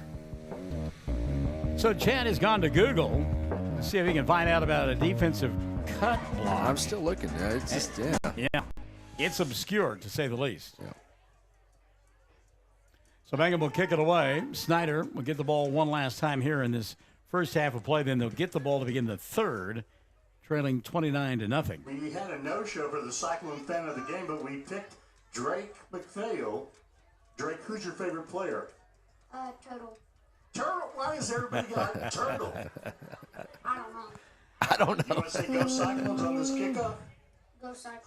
All right, here's a bag This from is the All-America Bank. some good Thanks stuff. for being Cyclone Small fan of town the game. Americana. Don't know that I've ever heard kiddos interviewed from the PA guy. That's good stuff. Dean, innovative, to say the least. Deep, Antonio Valderas for the Pasquale to kick the ball Cyclones. away. Little bouncer rolling, picked up by Garrison. He's got the 30, 35, and a bolt of lightning across the 40 out to about the 43. Oh, and then some meeting and greeting going on here on the near side as Will McGee and Cash Smith exchanging pleasantries. So what do you like for the holidays? I don't think that's how the conversation was Gotta going. have your helmet. Yeah. Or your head. Is your head in it? Yeah. Take a line from, what was it, Smokey and the Bandit? Daddy, my hat blew off. I hope your head was in it, Junior. Ain't no way. Win Webb has joined us. Win, I'm sure, a fan of Smokey the Bandit. 1st and 10 now. They'll go with a double reverse. Now they want to throw the football. as Kopp rolling, and throws it down the far sideline, picked off by Jackson Reisner, but Jackson was out of bounds. 22.5 left here in this first half of play. That simply will not end. Oh, my goodness. Talking about college football not long ago, it'd be interesting to see how Oklahoma State bounces back from absolutely getting throttled last week by Kansas State. Yeah, similar to OU in Texas, but let's see. Baylor's pretty good, so we'll see if OU can sneak one out. But Dave Aranda got a good club. He's done a nice job down there at Baylor, hasn't he? Yes, he has. Second down and 10 here. 3 wide receivers split on the near side for the Cyclones.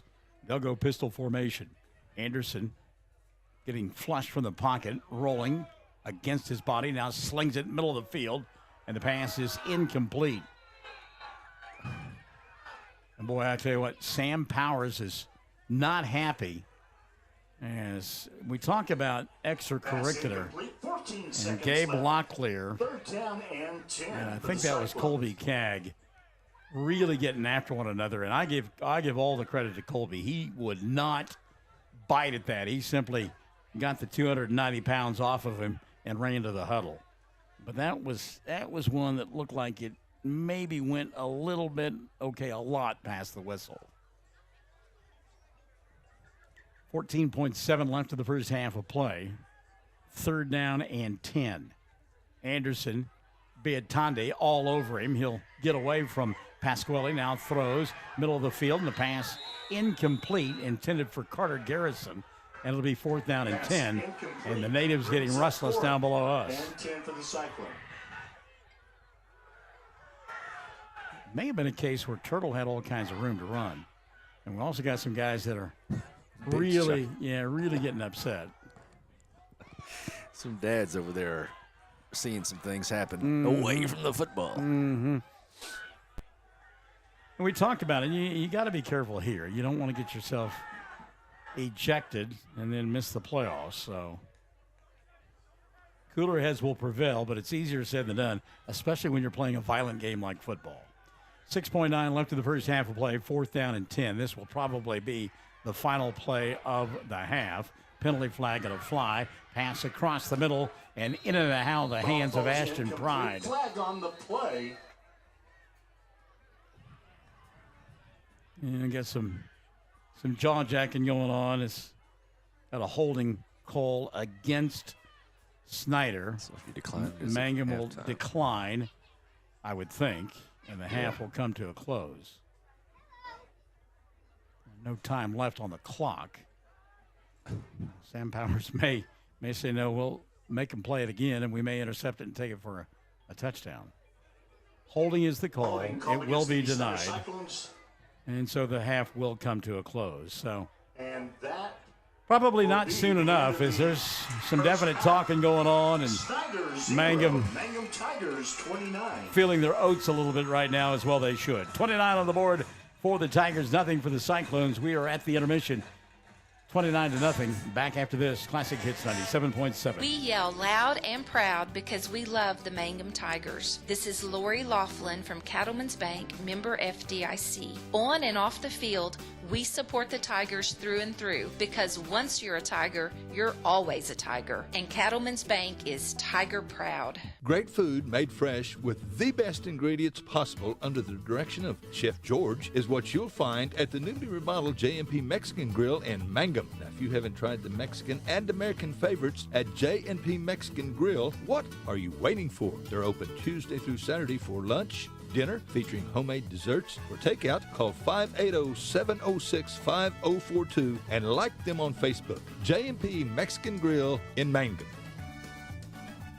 First National Bank and Trust is a proud supporter of Mangum Tiger Athletics. At First National Bank, supporting our schools and athletic programs is our top priority. We appreciate and support our community through and through. At First National Bank, you can hear us roar. Go Tigers! We wish you a season of great success. First National Bank and Trust Company, your bank for life. Member FDIC, Equal Housing Lender. Snyder Band set to perform here at halftime. Mangum on top by a score of 29-0. And one one of those great opportunities. I always love the fact that the band performing at halftime and some of the players going out there and performing. Darren Allen, one of those that plays on the football team and is also performing in the band here at halftime for this group from Snyder. So we like that. That's good stuff. Yep, good numbers. It's good to see somebody. No kidding. That's great. 29-0 our score at the half. Mangum dominating, getting it done. And we're going to listen in on the band here in a moment as some of the songs that they're about to play. Yes, we like it. It's good stuff, quality. Drum major Ty Spence, is your band ready?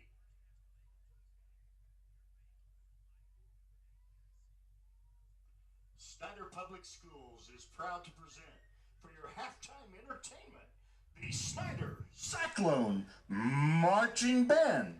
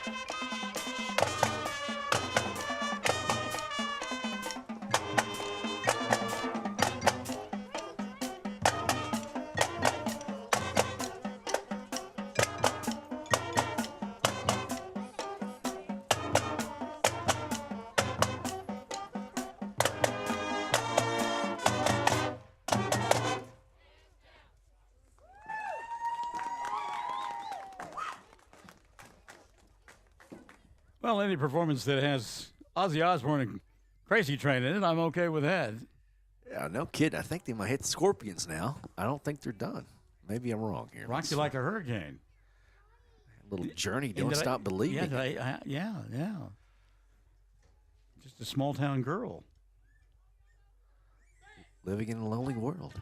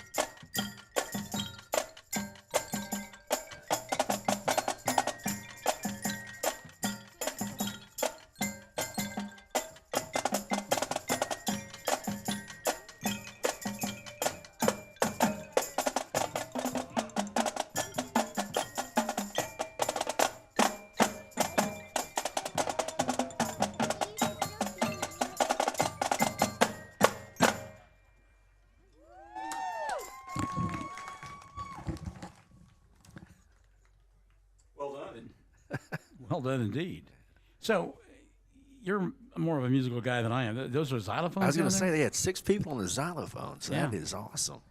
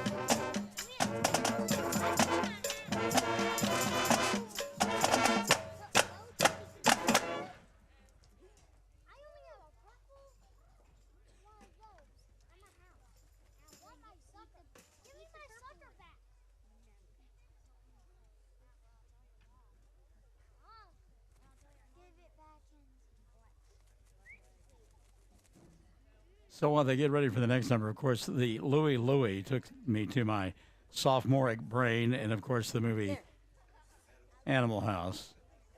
Did we give up when the Germans were bombing Pearl Harbor? Germans? Pearl Harbor? Forget it. He's on a roll.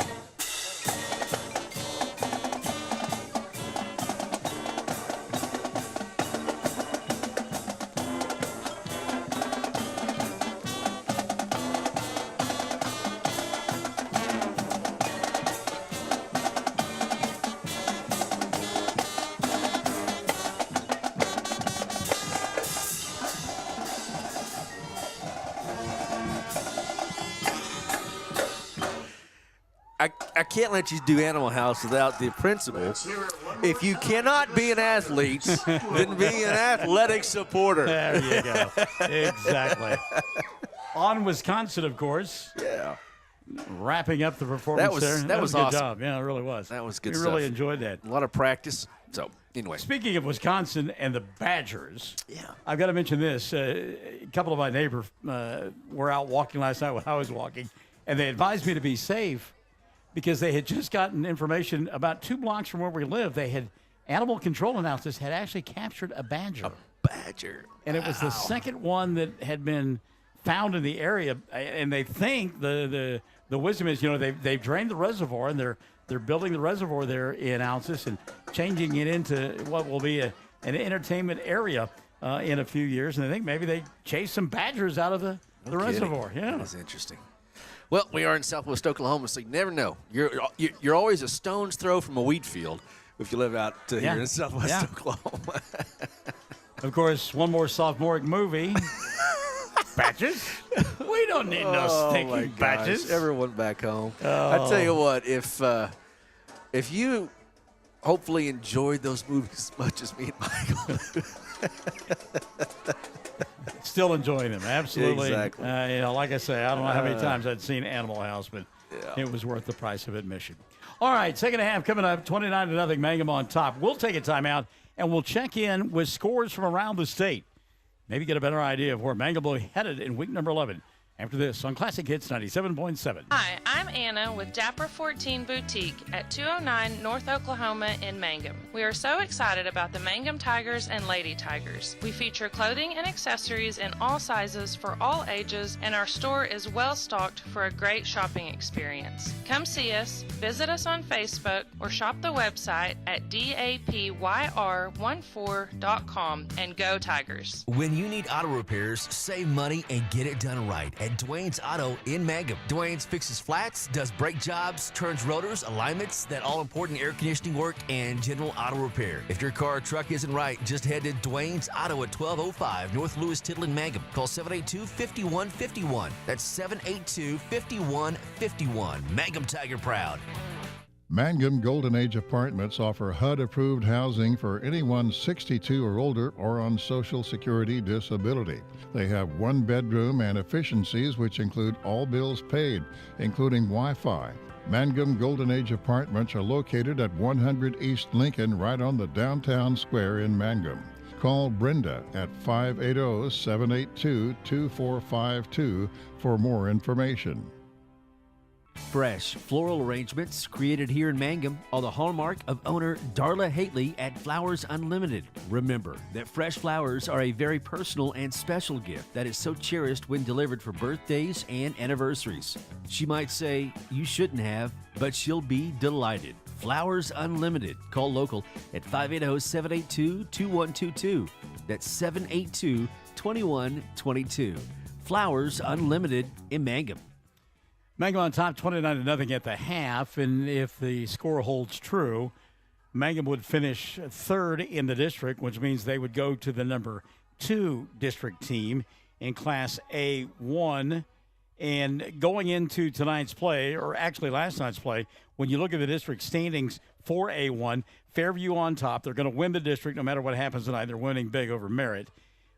Then Burns, Flat, Dill City, Moreland, and Hooker all were at 4-2 going into this week's play. Moreland was at second because those three teams have beaten one another.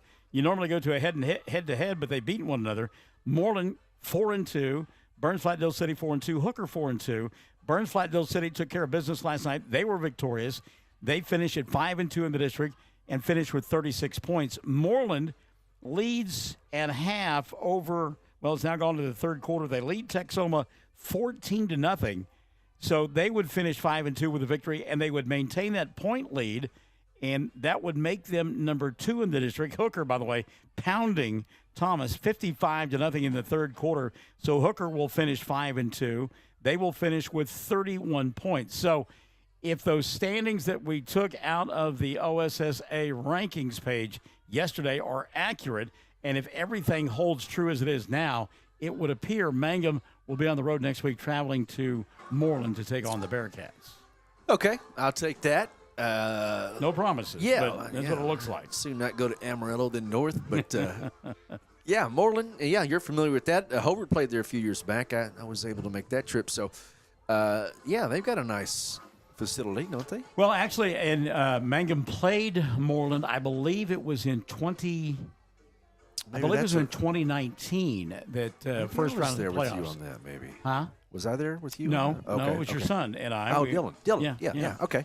We made our way there, and Moreland ended up actually winning that ball game. But I believe it was 2019. Okay. That we went there. May have been 2018, but and through the week I'll do the research on that. But nonetheless, and again, that's just pure conjecture on our part and looking at the numbers provided by the OSSAA.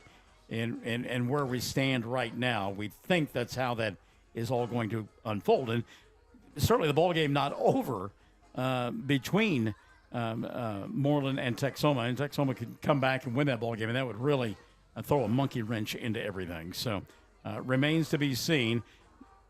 You got to do the Bachman turnover drive thing. If you're Mangum, you got to take care of business, finish the ball game out. And wherever you play next week, you're going to go play and see if you can't come up with a victory. So. Yeah, don't get anybody hurt tonight and be healthy and ready to go for the playoffs. So anyway, yeah, Class A and 2A. Those are we mentioned it. I know I have a lot of teams on the bracket, so it's a long run to the is it 5 weeks or 4 weeks? And actually in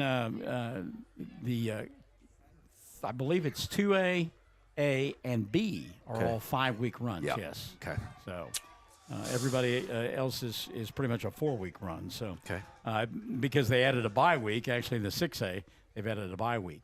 I'll be interested to see how some Frederick Bombers. Huh? Some Frederick Bombers. Yeah, the Bombers played last night and lost a tough game to Community Christian. It's going to be interesting to see how both teams react emotionally. I would think that probably Sam Powers spent a lot of that halftime not really talking strategy, but talking about composure and making sure that you didn't lose your composure, because it got very chippy. It did. At the end of the first half of play, and 3 of the officials actually huddled together away from the other 2 officials who are here on the near side by themselves as well right now. So you don't want to miss any part of the playoffs at all if you get ejected or any of that nonsense. So you want to play football, hit hard, and get after it. Those big hits are fun. That's what you play the sport for. But all the other extracurricular stuff need to watch. By the way, worth noting that, of course, next Friday is Veterans Day, and the OSSAA, as they have generally done the last several years, allow veterans to attend the first round of the playoffs free of charge. Which is which is fantastic. So they charge us double, but and they, you! I'm the stinker of the group, by the way. Michael is politically correct. You are so typical of the meetings that I conduct all day, every day. You really, you're the poster child. Okay, I got it. I got it. Goodness, I know where I stand. I heard that from 8 o'clock this morning till about 2 o'clock this afternoon. Bless your heart. But in all seriousness, the OSSAA again next Friday night for a playoff game. Veterans will get in free. And the other side, worth noting, is I believe they have gone all ticketless. Okay. So I believe I read that correctly, that you'll have to purchase your tickets online for those playoff games. People like us can barely run our phones. Yeah, and I conduct meetings every day, all day, with people who are 165 miles away from me. Isn't that frightening? At the half, 29-0. Second half coming up. Sick and say, Mangum and Snyder, the Tigers in front of the Cyclones. Week 10 football classic hits 97.7. Wichita Insurance and American Farmers and Ranchers proudly serve cities and towns throughout rural Oklahoma. We're your neighbors and part of the communities. We're proud of our schools, youth, and communities, and that's why we're investing in rural Oklahoma. Wichita Insurance and AFR want to be your agent and insurance company. So call 580-301-6352 today and let us help you protect your farm and ranch operations, autos, and home. 333 Dental Care in Mangum is the dental practice of Dr. Dustin Lively. His experience, skill, and compassion go together when providing exceptional, up-to-date patient care. Dr. Lively and his team of professionals are proud to help you with the best dental care possible, along with preventive care that will result in a beautiful, long-lasting smile. Call 580-782-2552 or visit the team at 333 Dental Care. They support the Mangum Tigers and Lady Tigers. Blair Tire and Feed on the corner of Highway 283 and 19 is your certified Firestone tire dealer and also a proud supporter of the Mangum Tigers and Lady Tigers. When you need tires, we're specialty trained and equipped to take care of you. Lyle Shaw and his crew at Blair Tire and Feed wish the Tigers lots of luck in today's game. And always remember, play smart, play safe, play hard, and play with pride. And good luck from everyone at Blair Tire and Feed on the corner of Highway 283 and 19 in Blair, Oklahoma. Folks in Mangum know what to do when they need to quench a thirst, curb a hunger attack, or cool down with an ice cream.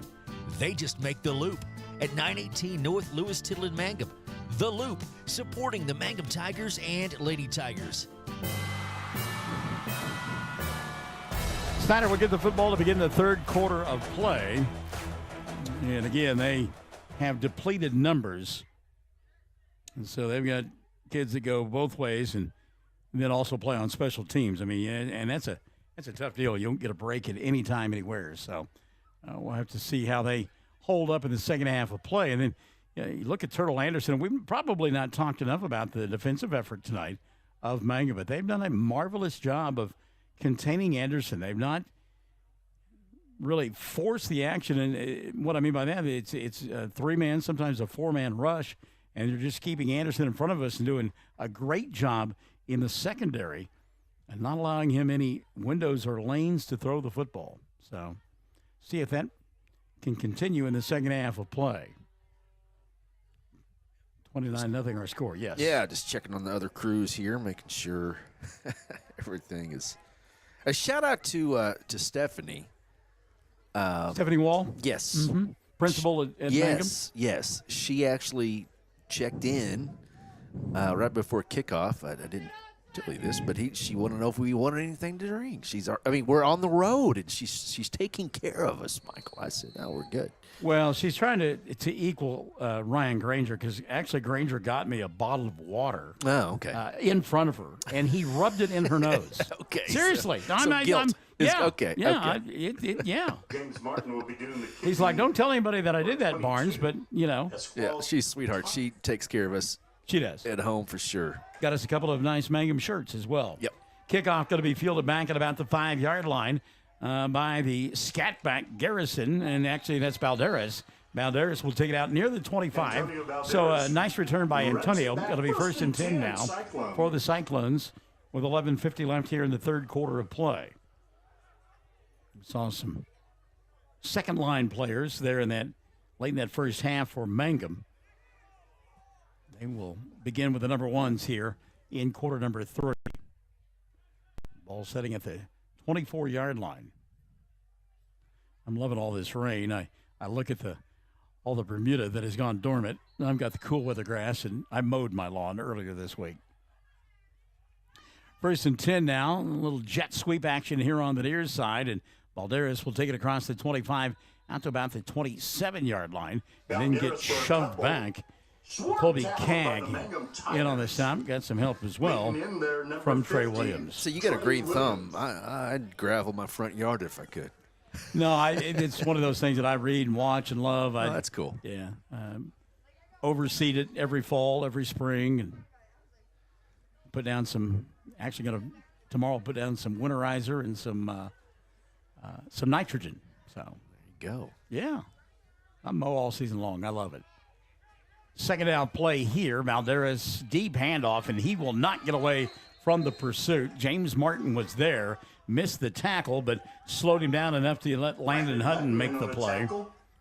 And another loss on the carry. Loss of about 3. Sets up a 3rd down and 10 for Snyder. 10:45 left here in this third quarter of play. They trailed 29-0. Haley Gale Panetta has joined us. Hello, Haley. Hope you had a great week, and an adorable child of yours had fun trick-or-treating on Monday. I'm guessing she probably did. Lisa Wilson says, yay, Tigers, and Angie has joined us again. Jet sweep here on the near side of the quarterback keeper by Turtle Anderson, and Anderson will take it across the 25 to about the 28. He's bumped out of bounds there. It'll be 4th down. Another tackle for Pride. About 10 for the Cyclones. 10:25 left here in the He'll third. also be the deep man on the kick. So Pride back to receive the punt of Turtle Anderson. Those two have had one meeting after another here this evening. So one thing that Mangum has not done is they've not had a kick return for a touchdown. Let's see if they can get one here tonight.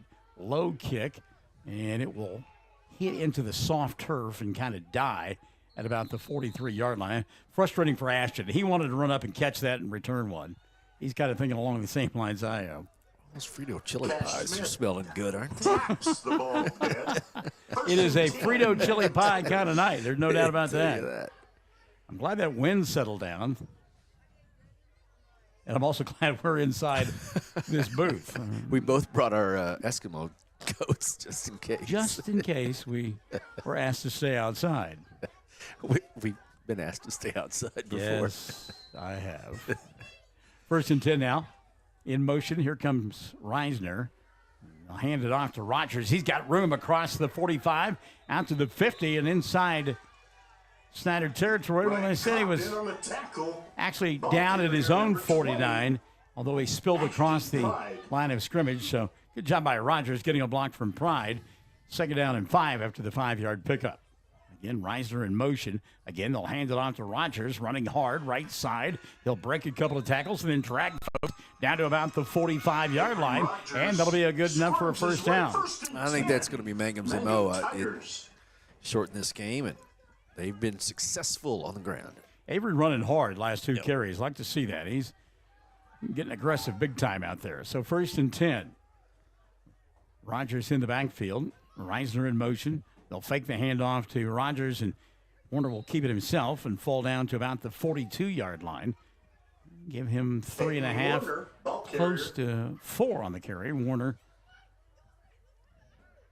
keeping it himself. 9:25 left in the third. Yeah, go and hurry up and keeping the ball on the ground. You're right. Get out of this one quicker than that first half. Here's a reverse near side, and that's Ashton Pride slipping down to the 35. He lost his footing, put down a hand, and was able to get a couple of more yards. But if he's able to stay upright, he's gone to the house. 1st and 10, Tigers. So that inside handoff, that reverse and counter, resulted in a turnover in the first half of play, executed perfectly that time by Mangum. So Rogers seeing time here in the second half of the backfield. Avery next to Warner. Aiden up top and pass incomplete. A lot of traffic in there, and Nathan Augustine looking at the back jet saying, did you not see that guy kind of hold me when I went by there? I mean, I realize it's cool out here tonight, but no hugging allowed. Come on, man. 2nd down and 10. Reisner split out to the far side. Martinez down below here on the near side. Hands it off to Rogers. He'll shake, bake, and get spilled inside the 30 at the 29. Hard running there for Avery. And that'll bring up a third down and 5.5 for Mangum. 4-down territory as the clock continues to roll now. 8:35 left in the frame. Mangum 29-0. Trying to chew up clock and get another touchdown. Reisner running wind sprints this series. Mangum will get 5 free yards there. Encroachment the goal. So it becomes instead of 3rd down and 6, 3rd and 1 for Mangum. It's frustrating this point of the season. You can hear one of the coaches for Snyder saying, watch the ball. 10 weeks into the season, that's not what you're looking for. Rogers on the carry. He'll get the first down and more. Avery patient, breaks it to the outside. Stiff arm headed to the corner of the end zone, and Rogers will score. Avery Rogers getting it done from inside and then outside. Rogers with the score. Great job by Rogers following his block, using the stiff arm, and then running past everybody to the end zone for the score. 35-0. Mangum on top with the extra point on the way. Great job by Avery there. Didn't have the kicking football out there. Pasquale says, I'll kick it to the sideline, bring in the new one. So Biatonde to try the extra point at the 8:08 mark of quarter number 3. Snap is back. The hold a little bit hinky. And kick is no good as the timing was off there. 35-0, Mangum on top. 8:08 left in the third. We're back after this on Classic Hits 97.7. Something you should know about the Kendall Law Office. The Kendall Law Office is family-owned and local. They use up-to-date technology to ensure their productivity provides timely service to clients. And this always includes client access to our firm via email and text. Corey Kendall is experienced, hardworking, and honest. He always puts the client first, and all efforts are focused on the client's best interest. The Kendall Law Office. Locations in Altus and Mangum. Friends, it's important to take care of your eyes, so make an appointment soon with Dr. Michael Geiger in Altus, Seth Geiger in Frederick, and Bryce Geiger in Elgin, and a new addition to our staff, Dr. Maddie Rhodes. The Geigers are professionals and very good at what they do. Geiger Eye Care is proud to support youth and sponsor sporting events. They encourage you to attend all the events you can and be involved with our youth. Geiger Eye Care, Michael and Maddie in Altus, Seth in Frederick, and Bryce in Elgin. Make an appointment soon with Geiger Eye Care, Altus, Frederick, and Elgin. Football season has always fascinated me with the weather. We start off with heat, sunshine, humidity, people in shorts and T-shirts, and we get to November, and suddenly the blankets, the jackets, Cocoa. The hoodies, yeah. Coffee. Yep, it is. It is. You start practicing in 2 days and all that good stuff. But, yep. Well, we were also interested to see how Mangum would respond with the calendar changing. October was a great month for the Tigers. They went undefeated, 4-0, and it would appear that in the first full week of the month of Edmund Fitzgerald and the wreck thereof, they will pick up another victory, leading here 35-0 with 8:08 left in the third. Lake Superior. Line drive Biatande, and picked up at about the 6-yard line by Balderas. And Antonio will come out to the 22-yard line, no more. It'll be 1st and 10 from there. And downfield making the play, James Martin, along with Anthony Allen. So the Cyclones will get it 1st and 10. Mangum, we've talked about it. They've got the ability to throw the football around the field, but when you get into November and that weather does change, you've got to also be able to run it. And they've done it at times here tonight pretty effectively. Yeah, got to be able to run it. Conditions, you just never know in Oklahoma, November. Of course, it's also supposed to be 80 degrees on Wednesday of next week, so you've got that going for you. Sweep now to Kopp, and Ryan trying to turn the corner, and he'll get pounded. Wow, what a hit across the way. Oh, my goodness. Ashton Pride ate him up big time. And when you're hopping, you got that little bop going along. You've made a nice hit. It looks like he had some room, and it was half a yard, if that, a couple inches. Yeah, Ashton came out of nowhere on that one. Goodness. So here we go. Turtle wants to throw. He's got a man. Catch by Balderas. 40, 35-30, 25-20, 15-10, 5. Touchdown. Turtle Anderson to Balderas over the top. And Antonio just beat everybody down the field. That is some jets on the back of that kid's shoes. My goodness. Needed the Acme rocket sled to catch him there. I haven't seen that all night. That man pulled that out, worked to perfection. Well, and a beautifully delivered football by Turtle. I mean, he put it right there. Mangum defense, they've done a nice job of containing all night long. And here in the second half, Snyder has ran the ball, and then suddenly they go up top, and defense bit on that one. Turtle tries to lob one into the end zone. Pass going to come up short, and the 2-point conversion is no good. So 7:12 left here in the third, 35-6. Mangum on top. We're back after this on Classic Hits 97.7. We are a community of ongoing legacy and tradition. This is Lori Laughlin from Cattleman's Bank, member FDIC. We are so proud of the continued success of the Mangum Tigers on and off the field. Good luck on another exciting sports season, Tigers. Cattleman's Bank is behind you all the way. Greer County Farm Bureau agents Mickey Lively and Rod Calhoun support high school sports. Mickey and Rod offer insurance for property, auto, casualty, life, commercial, and crop insurance. They're ready to serve you at 231 North Oklahoma in Mangum. Call 580-782-3827. Out in the Panhandle, it is Moreland now. They've extended the lead 28-0 over the Red Devils of Texoma.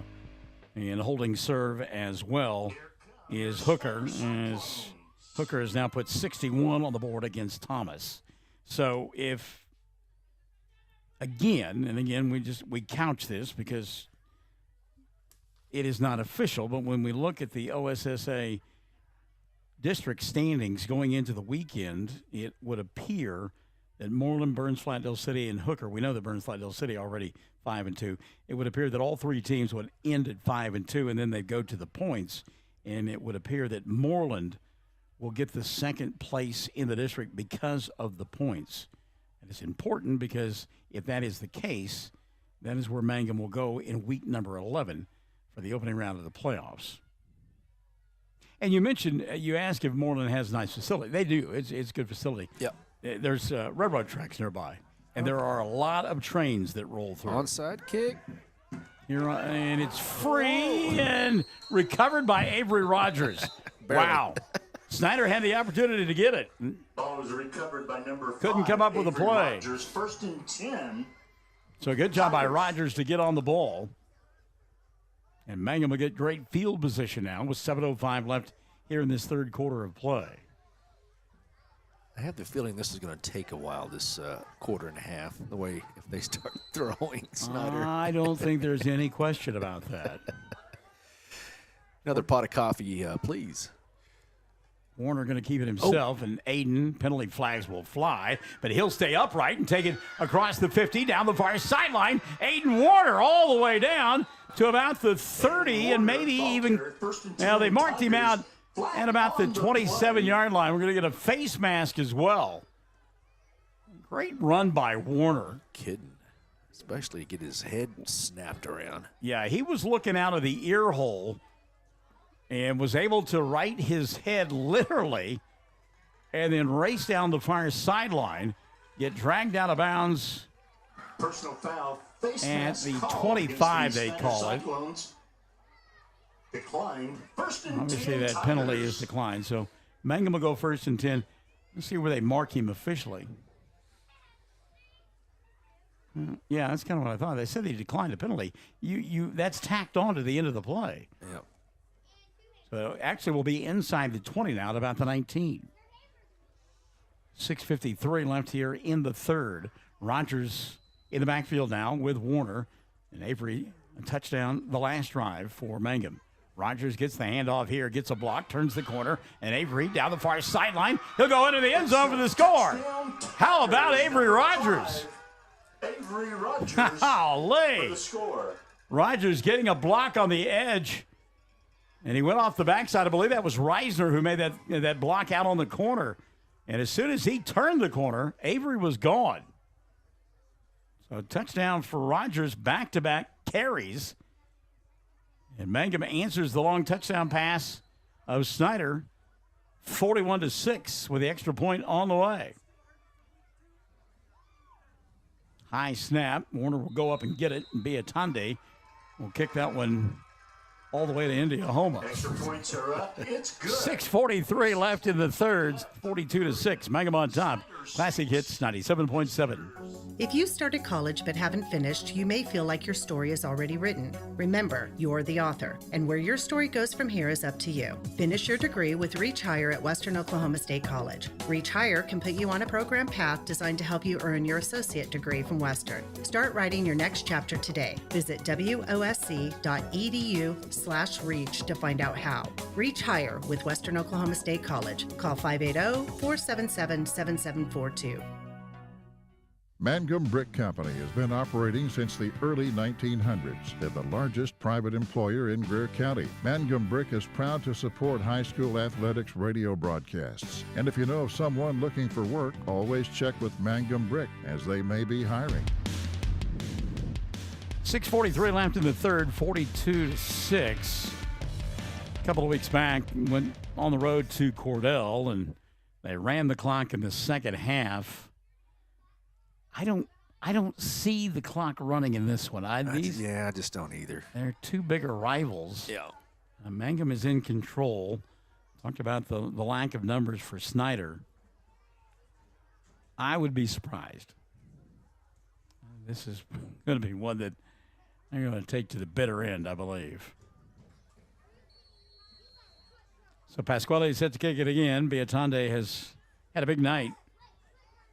They tried an onside kick earlier in the ball game, and it was executed perfectly except for the fact that the ball went too far. Kind of like my putts sometimes on Sunday mornings. A little too much on them. End-over-end kick fielded at about the 5-yard line by Balderas. Balderas reverses field, slips, and will lose yardage back at about the 20-yard line.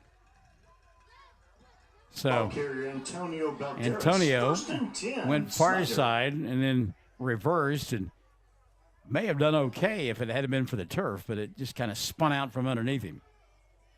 So it'll be 1st and 10 now, 6:34 left in the third. Yes, third. And it's 8:56 on the clock. I know that you know this, folks, but fall back when you go to bed tomorrow night. Yeah. When you wake up Sunday morning, Cash you've been waking Smith up at out wide 7 for and the it's Cyclones. pitch black. It 6:34 will be left, third sunny period. this Sunday morning at 7. 3 wide receivers here on the near side for the Cyclones. Turtle pitches across the middle, and it goes in and out of the hands Pass across the middle. of Landon broken up Hutton. By number 12. I think that caught Hutton by Landon surprise. Hutton. Incomplete. Brings up 2nd and 10. Stops the clock with 6:29 left here in the third. And I think it's going to be one of those that, It might be a 10 o'clocker. and we may run out of things to say. I know you find There's that, only, yeah, find there's that only hard to so, believe. there's so many Mel Brooks movies we can we could say legally on the air. Yeah, exactly. What was History of the World Part 1? Yeah. The Inquisition. What a show, The Inquisition. Way to go. Toss sweep near side, ball bobbled and then gathered, and trying to turn the corner is Kopp, and Ryan across the 20. Ball came free. Was he down? Going to get a call from the official, and he was not. Football recovered by Mangum. Is that James Martin who came up with the loose football? Nope. Braylon Martinez. Martinez on the recovery for Mangum. And they may still be tending to the ball carrier. Hopefully he's okay. He's up. They just don't have anybody to spare. And there's just, again, this has just been a hard-hitting game tonight. Yeah. Yeah, nobody's taking any prisoners here. Ryan Kopp is okay. He will bounce up. May have gotten some of the air knocked out of him on that play. Reisner out to the right along with Martinez. Amanda Johnson checking in. We can tell you, Amanda, that in the backfield, Avery Rogers has got a couple of touchdowns. Gets the handoff here, and Turtle Anderson says, not this time. Yeah, and Anderson going to get flagged. A little bit too much at the end of that. So penalty going to be called here, personal foul.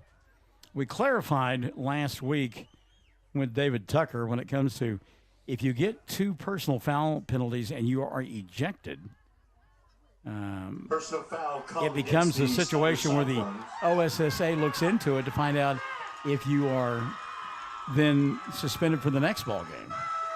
So Turtle got to be careful here. Yep, he's frustrated, but he made a great play. He did. He made a great play. You'd seen Avery Rogers, the last 2 carries for Rogers, take it into the end zone, read the play all the way, and blew it up in the backfield.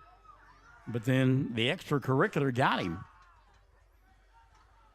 And it gives... So what? Well, it's a dead ball. Got it. Okay. From the point of infraction. So it becomes second down and about 4.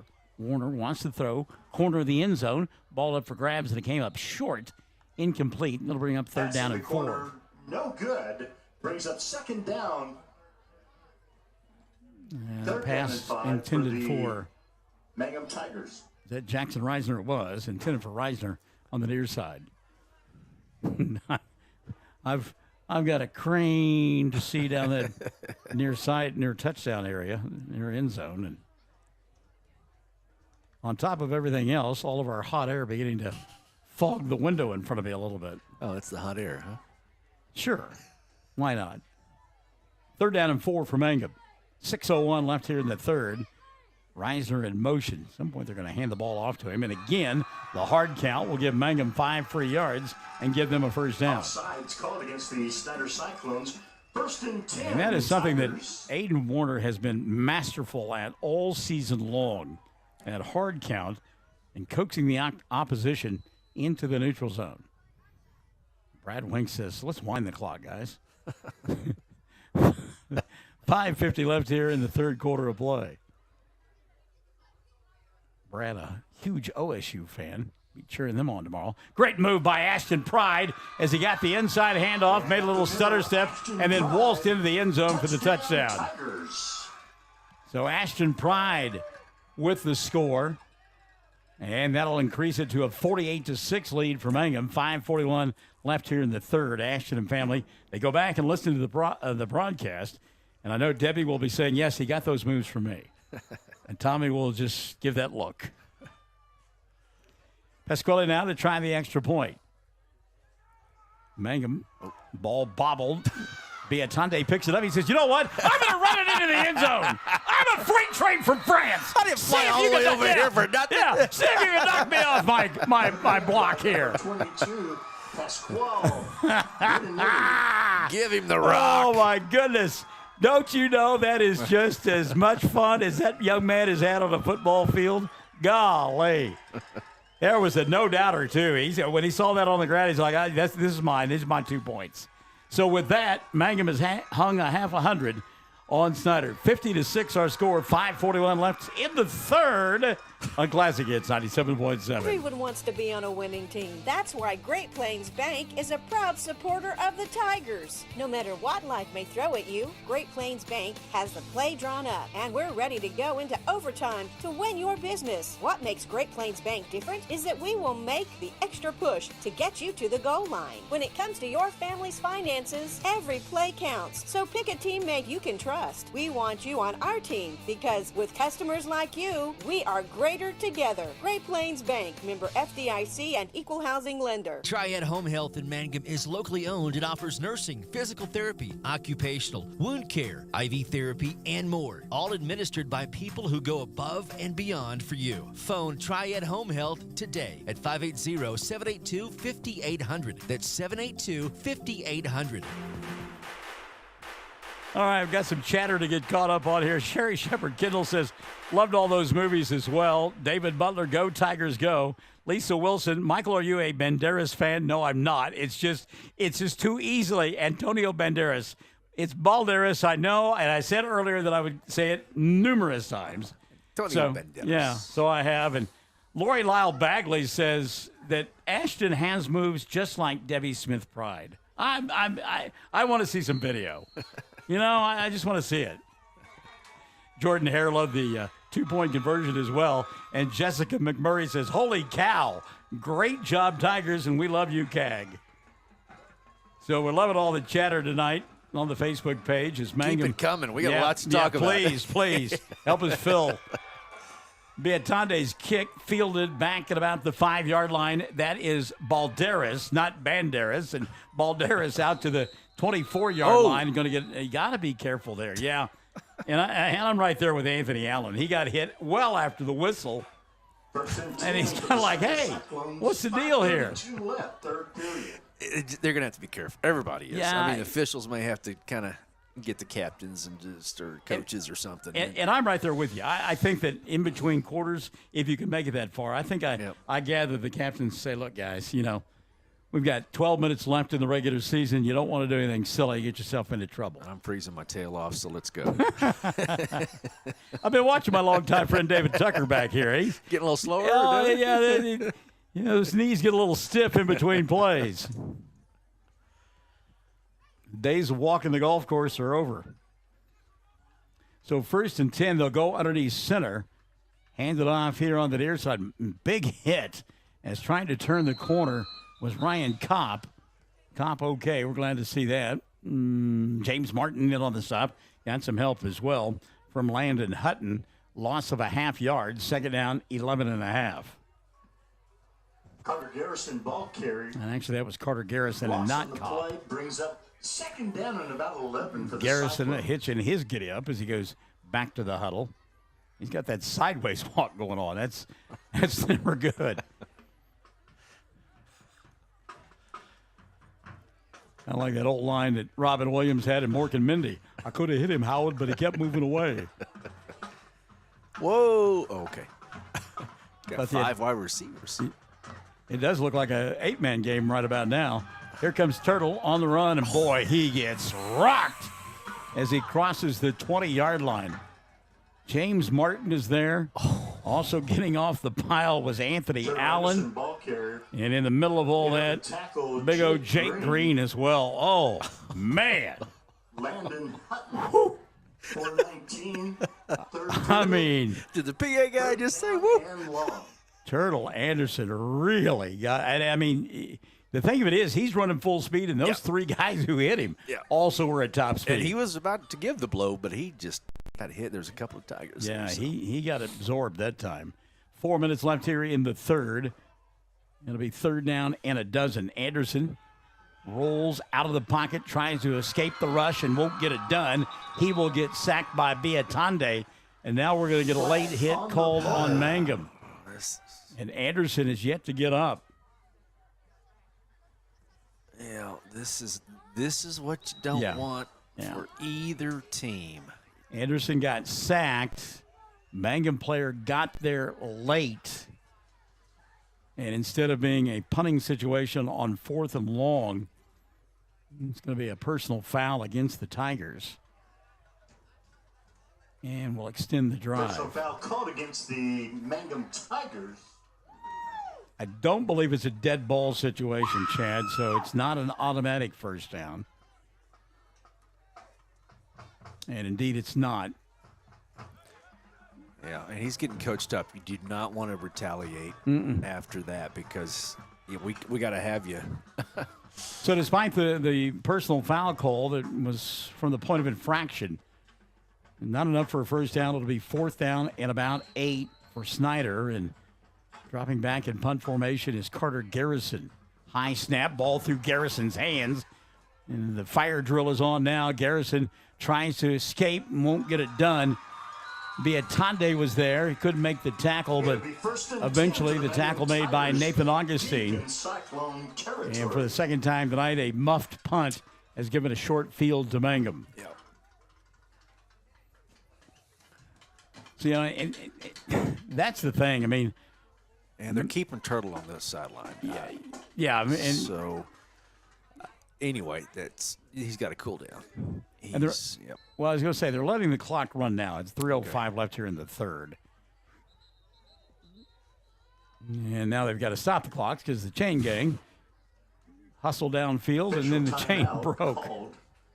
That kind of night. It has been that kind of night. Halloween week. A very Abby normal night. Yes, it has been. Not Hans Bruckheimer's brain that's in the monster. Oh, my goodness. Abby. What? Abby normal. Abby what? Yeah. Snyder and First United Methodist Church at the Devin Butler, you've missed a lot if you're just now checking in. It's been a crazy night. Mangum leading 50-6. They have dominated. It has gotten chippy here late.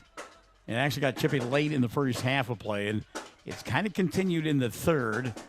Turtle Anderson, the starting quarterback, the fine young athlete, young man that we've known for a long time, got hit on a scramble, a late hit. And he is on the sidelines after that play. He is the punter for Snyder. And they had the backup punter in there, and the ball went through that backup punter's hands, and he could not escape the rush of Mangum, so it's a short field for the Tigers. We've got a equipment delay. I was going to say they started running the clock, and once they started running the clock, the chains broke. So I think now, Devin, we have caught you up. Except for the filler Mel Brooks quotes. Well, stick around. You have missed some Mel Brooks quotes. Fast Times at Ridgemont High. Junior Riley Granger. History of the World Part 1. Junior Brady Animal Monroe. House. Animal House. And Blazing senior Saddles. Allie Flores. See if we can't fit in a Ferris Bueller's Day Off. And they have Be kind of national appropriate. game day Anyone? competition Yeah. tomorrow in Oklahoma. Or Bueller. It's Bueller. Yeah. Bueller. Anyone? Sidney Collins. So they're still working on the chains. Yeah. And it's now going to be 11 yards. No, they got it fixed. 301 third we period. are loving the chatter on the Facebook page and encourage you to say hello, and because it's going to be unless they keep running the clock, the last quarter is going to take forever to run. They do start the clock here. 2:45 left in the third. Mangum 50-6. Avery Rogers, couple of touchdowns on the night, gets the handoff here, breaks it to the outside, still on his feet, tries to get to the corner of the end zone, won't quite make it. He's down to the 5. This one, though, going to come back. Got a penalty flag back here, and we're going to get another chop block on the defense. That is the second time we have seen that tonight. Chad actually Googled it. It's not very straightforward. They talked about being out of the box. You can't hit below the waist. Is that what it is? To Okay. help another tackler make the tackle. Okay. But it was still a gray area. As Chevy Chase would say, how gray? And Chevy said, charcoal. Yeah, exactly. So it'll be first and goal now for Mangum. 2:25 left here in the third. Devin Butler says, hey, I'm caught up. I'm good to go. And, hey, guess what? Avery Rogers has picked up his third touchdown here in the second half of play. Rogers scoring from about 4 yards away. 56-6 with the extra point on the way. Yeah, an 8-man game broke out, didn't it? Yeah, exactly. Well, Mangum has had some ball games where they have put points on the board. And, we talked about that stretch where they had to play Apache and Walters in back-to-back weeks and really got thumped in those two ball games. They have been flawless since. Pasquale's kick is on the way. No two-point conversion this time as Biatonde kicks it through, lands somewhere near the mall there in Lawton. 2:17 left in the third, 57-6. Mangum on top. We're back after this. Classic Hits 97.6. Around here, we say go Tigers. This is Jacob Gilner from Cattlemen's Bank, member FDIC. We love our Mangum Tigers, so suit up in your best and brightest orange, and we will see you at the games. Cattlemen's Bank is Tiger proud. When it comes to funeral homes, there are several to choose from, but choosing a funeral home that is locally owned offers the advantage of the local owners who are involved right here in the community, helping you during your time of need. Greer Funeral Home owners Carson and Stacy Van Zant are perfect examples of owners who offer that family-like connection that you'd expect from a friend and a neighbor. Greer Funeral Home in Mangum and Granite, providing dignity and respect. Final in now from Texoma, and the Bearcats of Moreland have knocked off the Red Devils 28-8. So again, it's our assertion that Moreland will finish second in District A1, and that's where Mangum will go next week for the opening round of the playoffs. Hooker, a big winner tonight, finished 5-2 in the district. Burns-Flattdale City won last night, finished 5-2 in the district. Moreland finishing 5-2 in the district. But going into play this weekend, they were ahead on points. And each of those three teams, Moreland, Burns-Flattdale City, and Hooker, all got their 15 points. So nothing would change there. Fairview wins the district. They beat Merritt tonight 40-19. Apache 56-6 over Carnegie. That is a final. As the line drive kick fielded by Balladares. Nope, goes through the end zone. That'll be a touchback. You just do not see that in high school football. No, you don't. Hooker, by the way, shutting out Thomas tonight, 61-0. Wild one going on up at Hobart, Kiowa County. Ball game. Empire leading Hobart late in the fourth quarter, 8-6. Wow. The score there. A couple of teams are just probably ready to get to the next sport. And Empire started off so hot to begin the year. Walters, no trouble with Cordell, 54-0, the last score we had in that ball game. 2:17 left in the third. They have not started the clock yet. We would suspect they will. Turtle Anderson, by the way, helmet back in there in the ball game. He'll turn, hand the football off, and hard running on the left side. Does he hit that hole hard or what? Carter Garrison, I was just getting ready to say, 5'8", 165, and he runs like he is shot out of a cannon. In on the stop, Ashton Pride. Pride hitching his giddy up again. James Martin was there. Judith Ann Miller says, about time for the second team. And Judith, I think that probably when we turn the page and go to the fourth quarter, you're going to see that. Deep handoff here, and no room to run, no room to hide that time. Is that Garrison again? I think it was. And, he really got hammered that time. Yep. Jake Green in on the stop. help from Aiden Warner as well. And they're going to tend to He may not know. Garrison, yeah. They're going to plays make over. Yeah, they're going to make him leave the field. He, again, a little bit of a wobbly walk to him. Now they'll wind the clock with 1:35 left here in the third. Start it. Brings up Start second the down clock. 11 for the Cyclones coming in. You don't want Chad Fox to start talking to you about clock management. We're not talking about on the field either. I got one job. So Anderson back in there directing traffic, and Darren Allen had left the field. Now comes back on at the tight end position. Ball sails over Anderson's head. Turtle gets back there and grabs it, and then he'll get thrown to the turf unceremoniously by Jake Green. Yikes! And anyway, I think he probably should have thrown it away, but he wanted to hit somebody.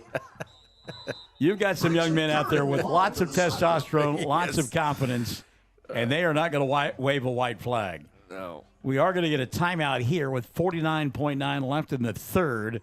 Sam Powers wants this timeout. We take it as well. Mangum 57, 6 on the board for Snyder. We're Classic Hits, 97.7. Jamie's Auto is proud to sponsor Mangum Tiger sports coverage. When you need a new-to-you reliable vehicle, always remember to visit Jamie's Auto Sales on Lewis Tittle in Mangum. Jamie makes it easy to buy a great used car with 5 lenders available, and your new-to-you vehicle comes with a 3-month 4,500 GWC power-trained warranty. Talk about peace of mind. Remember Jamie's Auto in Mangum for your next vehicle purchase. And go Tigers! Hi, Mangum Tiger fans. This is Jill Grauman with RE/MAX Property Place. If you need to buy or sell a property or a home in Mangum or anywhere in Greer County, just call me at 580-706-0259. You'll see lots of my signs around town because I get the results for my clients. I say, go Mangum Tigers. Jill Grauman, RE/MAX Property Place. Always here, always helping. That tackle a moment ago, indicative of a guy who wrestles, Jake Green, who is on the wrestling team at Mangum High School as well. And I, as a football player, I hated when the guy that I was matched up against from my running back position was a wrestler. I knew it was going to be a long night because I knew I was never going to get a chance to break a tackle. Wrestlers always are the best tacklers, always. And Garrison tries to turn the corner. Flags fly from every angle. Carter again running hard after setting out a play. And this one will likely come back. It'll be holding on Snyder. So Garrison running hard for naught. Just a junior. And that causes the clock to stop with 39.5 left here in the third. He was like Mountain Dew. Oh, that I do. No wonder you stay up all the time. So they call holding, and then they apparently wasn't holding on Snyder. Okay. So the penalty marked off against Mangum. But it's still 4th down and forever. The line to make for a first down is the 40.5, and the line of scrimmage is the 24. So Anderson in punt formation, and he's going to try to run for the first down. Turtle on the far sideline, shoved out of bounds by James Martin, short of the first down, and Mangum will get it on downs. Oh, boy. And there's just no give up on either side, that's for sure. Mangum Tigers hold. 1st and 10, Tigers. So Turtle short by about 5 or 6 yards on that play as Martin wasn't going to let it happen. 26.5 left in the third quarter of play. It is the third quarter that will not end. I mean, it's 9:20. Yeah, it's unbelievable. We went to a high school ball game and a college football game broke out. College game's notorious, about 4 hours long. By the way, new quarterback in there for Mangum. That will be Anthony Allen. And Allen down the far sideline, breaking tackles. and finally knocked down inside the 10. Great job by Anthony. Everybody wants in on this action. Block out there by Cray Manny to help him spring the corner. He got knocked out of bounds. It stops the clock with 17 seconds left in the third. Now they'll wind it. So Mangum will stay in the huddle, and the quarter will mercifully come to an end. Tigers on top, 57-6. The final 12 minutes on the way on Classic Hits 97.7. Hello, this is Ashley Slayton, family nurse practitioner with the JCMH Family Care Clinic in Mangum. We are friendly hometown folks and treat patients of all ages, newborns through adults, for wellness and sick visits, as well as management of chronic illnesses such as diabetes and high blood pressure. Call the clinic in Mangum at 580-782-3393 for an appointment today. Jackson County Memorial Hospital. The Mangum Tag Agency is easy to find at 108 East Pierce Street in Mangum. When you need license tags, registration, driver's license renewal, pipe passes, or real ID, Tom and Cynthia Clark are there for you, and they can help you at the Mangum Tag Agency at 580-782-3004, 782-3004. Final 12 minutes coming your way.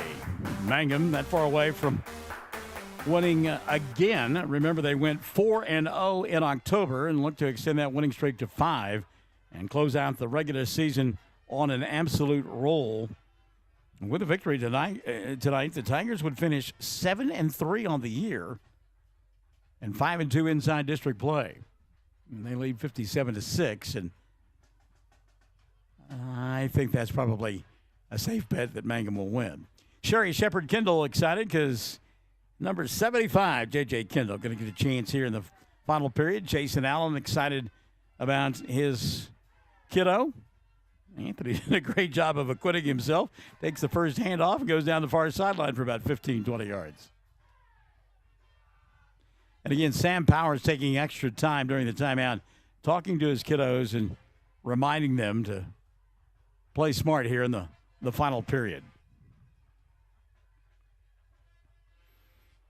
Mangum has the opportunity to put in some second-team ball players. Snyder not. They've got 3 extra kids on the sidelines. That is it. So here we go. Anthony Allen in the pistol formation. Cray Manny back there with him. James Martin at the wing. Manny gets the handoff, and he'll weave his way inside the 5 down to about the 4. Let's see where his knee touched down, and they will mark him at the 4. It'll be 2nd and goal from there. 11:40 left of the ball game. Mangum scored 70 a couple of weeks ago against Cordell, and they're well on their way to 60 here. Manny stood straight up at the line of scrimmage, and it'll be 3rd and goal from the 4. Coming in to make the play for the Cyclones was Morales, 5'10", 155. It's been kind of a quiet night for Zaylen. Ball just inside the 5-yard line, middle of the field. Absolutely no wind blowing. That moisture that we got during the daytime is making it much more chilly here this evening. Allen keep it himself, looks for a block, tries to get to the corner, stiff arm, and he'll make it into the end zone. Good job by Anthony. Cray Manny blocking for him out on the edge. So was Mason Hoppengarner. Big Ugly up front did a nice job with the block and the score for Anthony Allen. And with 10:47 left of the ball game, Mangum now with 63 on the board, 63-6.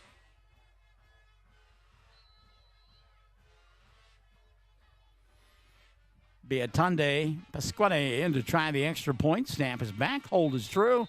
And the kick is on his way. And it is up. And it is good. 10:47 left of the ball game. Mangum 64. Snyder 6. Back after this. Classic Hits 97.7. We yell loud and proud because we love the Mangum Tigers. This is Lori Laughlin from Cattleman's Bank, member FDIC. On and off the field, We support the Tigers through and through because once you're a Tiger, you're always a Tiger. And Cattleman's Bank is Tiger proud. Great food made fresh with the best ingredients possible under the direction of Chef George is what you'll find at the newly remodeled J&P Mexican Grill in Mangum. Now, if you haven't tried the Mexican and American favorites at J&P Mexican Grill, what are you waiting for? They're open Tuesday through Saturday for lunch, dinner featuring homemade desserts. For takeout, call 580-706-5042 and like them on Facebook. J&P Mexican Grill in Mangum. 10:47 left of the ball game, 64-6. Mangum on top of Snyder in the regular season finale for both ball clubs. And again, if we are reading things correctly and everything holds true, Jason Allen says, nice job, proud of you. As his son Anthony got that touchdown a moment ago. But if things hold true, Mangum will travel to Moreland next week for the first round of the playoffs, and it would appear that, well, we know that Snyder will go to Fairview to take on the Yellow Jackets. 10:47 left of the ball game. And Antonio Balderas in the middle of the field. Angie Williams-Young, go Muscles. Apparently that must be the nickname of Anthony. Our friend Dean Holland, he's having all kinds of fun with the Pasquale's name. Pasquale's name. See if we can get one of his grandkids to help him with that pronunciation. Kick will go into the end zone, automatic touchback, and Snyder will get a first and 10 at their own 20-yard line. First and 10 World for the Series Snyder hand the night off tonight. They got rained out earlier this week. It was supposed to be finished by tomorrow because they didn't want to compete with the NFL on Sunday. Yeah, season is long, isn't it? November into November. Amelia Allen says, that's my boy, Anthony Allen. Cool. Yeah, remember, I mean, part of the reason that the baseball season extended, they had that strike at the beginning of the year. That's right. I forgot about that. And that moved everything back a couple of weeks. And they will finish, if there's 7 games, on November 6th. Toss sweep near his side. Balderas weaves his way through traffic, got the 40, 45, 50, down the near sideline, 40, 35, 30, 25, 20, 15, 10, 5, touchdown. Antonio, his second long run of the night. That young man can absolutely fly.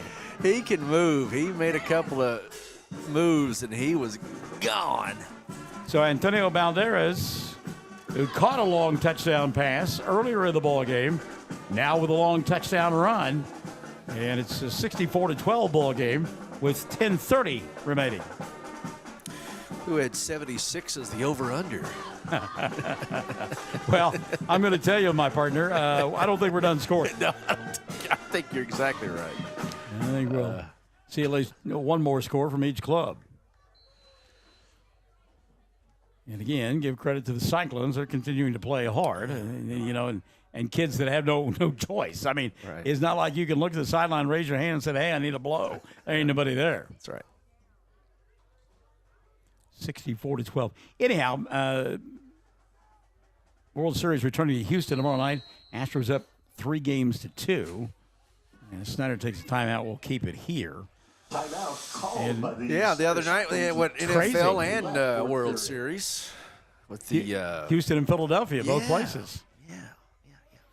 And I know folks are excited, and I am. Jalen Hurts doing well for the Eagles. There had been some questions about him, and he has really led that ball club to a resurgence. And as much as I hate to say this, and I don't because they've never been my team, but the Dallas Cowboys look pretty darn good. They're having a good year. It's been a while. Yeah, they really have. It doesn't matter. I've been kind of a Denver fan because of Elway back in the 80s right. and so, but they're not. Walton family bought them, so they with Russell Wilson. But anyway, I tell you what, Kyler Murray not having a great season. Baker, of course, has been hit too many times. He's having a tough season He got injured. And if he could just collect a check and hold a clipboard. That's not what he wants to do, but take it. So out of the timeout, Snyder going to go for a 2-point conversion here. 64-12 our score. Shayla Willis has come back to the broadcast. Turtle Anderson rolling here on the near side, and he will dive for the end zone and get hit as he's thrown into the end zone. 64-14, 10:30 left of the ball game. Mangum in control on Classic Hits 97.7. First National Bank and Trust is a proud supporter of Mangum Tiger Athletics. At First National Bank, supporting our schools and athletic programs is our top priority. We appreciate and support our community through and through. At First National Bank, you can hear us roar. Go Tigers! We wish you a season of great success. First National Bank and Trust Company, your bank for life. Member FDIC, Equal Housing Lender.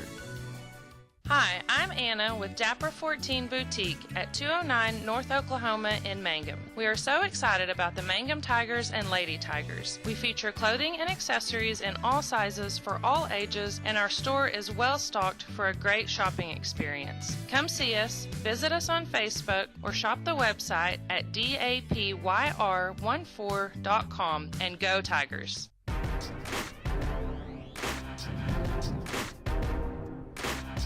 Earlier this week, Gonzaga I did hear that. say that they may consider playing in the Big 12. Of course, they don't have football at Gonzaga, but wow, what a coup that would be for the Big 12. Yeah, that would be interesting. That would be interesting. Yeah, they are very good. They've been Coach Few. But still, that's a long way. You go from, UCF to Spokane, Washington.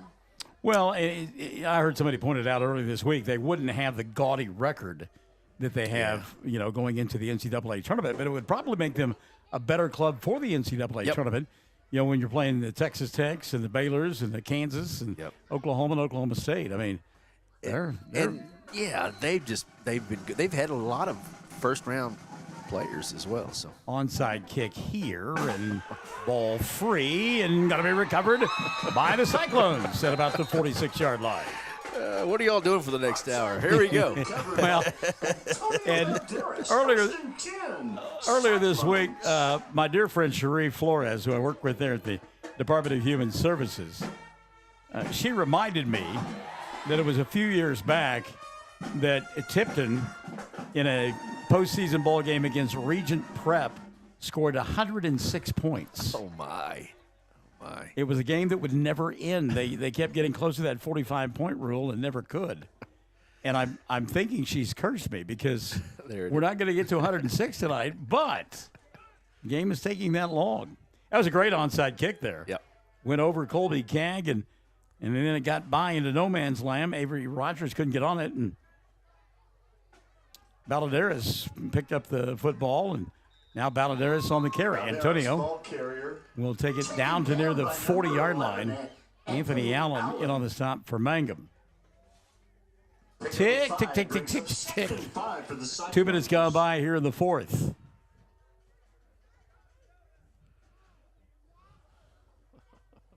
TCU tomorrow. I think they got Texas, right? I mean, Tech. Oh, that's right. It is Tech. That's right. Yeah, 11 o'clock ball game. At Kansas State. Yeah. They do have Texas on their schedule yet. They are the only hope for the Big 12 to get a team into the college football playoffs. Yeah. They've got their last 4 games will not be a cakewalk, but Max Dugan is about as tough as they come. Speaking of tough, here's Turtle Anderson, and Anderson will lower his head and get thumped by Nathan Augustine and then Aiden Warner. In on the tackle, number 8, Nathan Augustine. And Nathan getting up and just kind of smiling broadly, and Aiden comes over and says, good hit. Biatande. A little high five there. I'm telling you, he is an athlete. He is a well-put-together young man, Pasquale is. I mean, he is. Yep. I know he kicks the football, but he's been impressive when he's got a chance to play some defense. And he ran in that 2-point conversion earlier. So 3rd down now for Snyder and about 5. Anderson wants to throw. Pasquale getting held big time. Turtle will throw. Near side pass is incomplete. And I mean, that was. They got it. Yeah, well, yeah. It was do-si-do. I mean, Pasquale was going to absolutely knock Turtle out of his shell, and one of them big offensive linemen just put a bear hug on Biatande. So they'll mark it back now. Wow. To the 41-yard line of Snyder. So it's a spot foul there. 25. Sets up a third down, and 25. The line to make for a first down is the 36.5 of Mangum. And the line of scrimmage, 41-yard line of Snyder. I find it interesting they're putting Turtle underneath center. They had him in the shotgun most of the evening, and now he is underneath center. Third and forever, wants to throw, under pressure, steps through the pressure, now throws, up for grabs, and incomplete as the ball goes through the hands of Carter Garrison. Ball is incomplete. And Brings up fourth and long for the Biatande Cyclone. introduced himself very forcefully to Turtle Anderson. Brian Coleman has joined us from over at Walters. Congratulations, Blue Devils, picking up a win tonight, finishing second in the district. They will host probably Burns Flat, Dill City. We figure Burns Flat, Dill City will finish third in that district. Here's the kick. Reisner has it go through his hands. The ball free and going to be recovered by the Cyclones. By the Snyder Cyclones. 8 minutes left of the ball game.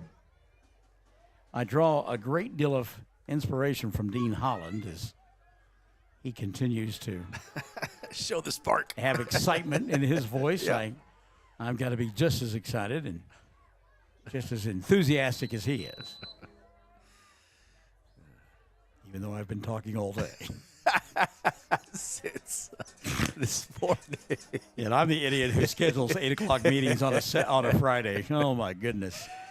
Garrison on the toss, tries to turn the corner, gets a block and has some room right up the middle of the seam. And he will take it down to the 10-yard line, maybe inside the 10. And, again, we have talked about Carter Garrison, and I love the way this burst. He just simply gets after it. So first down now. First and goal as it is inside the 10. Cyclones trying to add a score here. 7:25 left of the ball game. Chad asked about the over-under.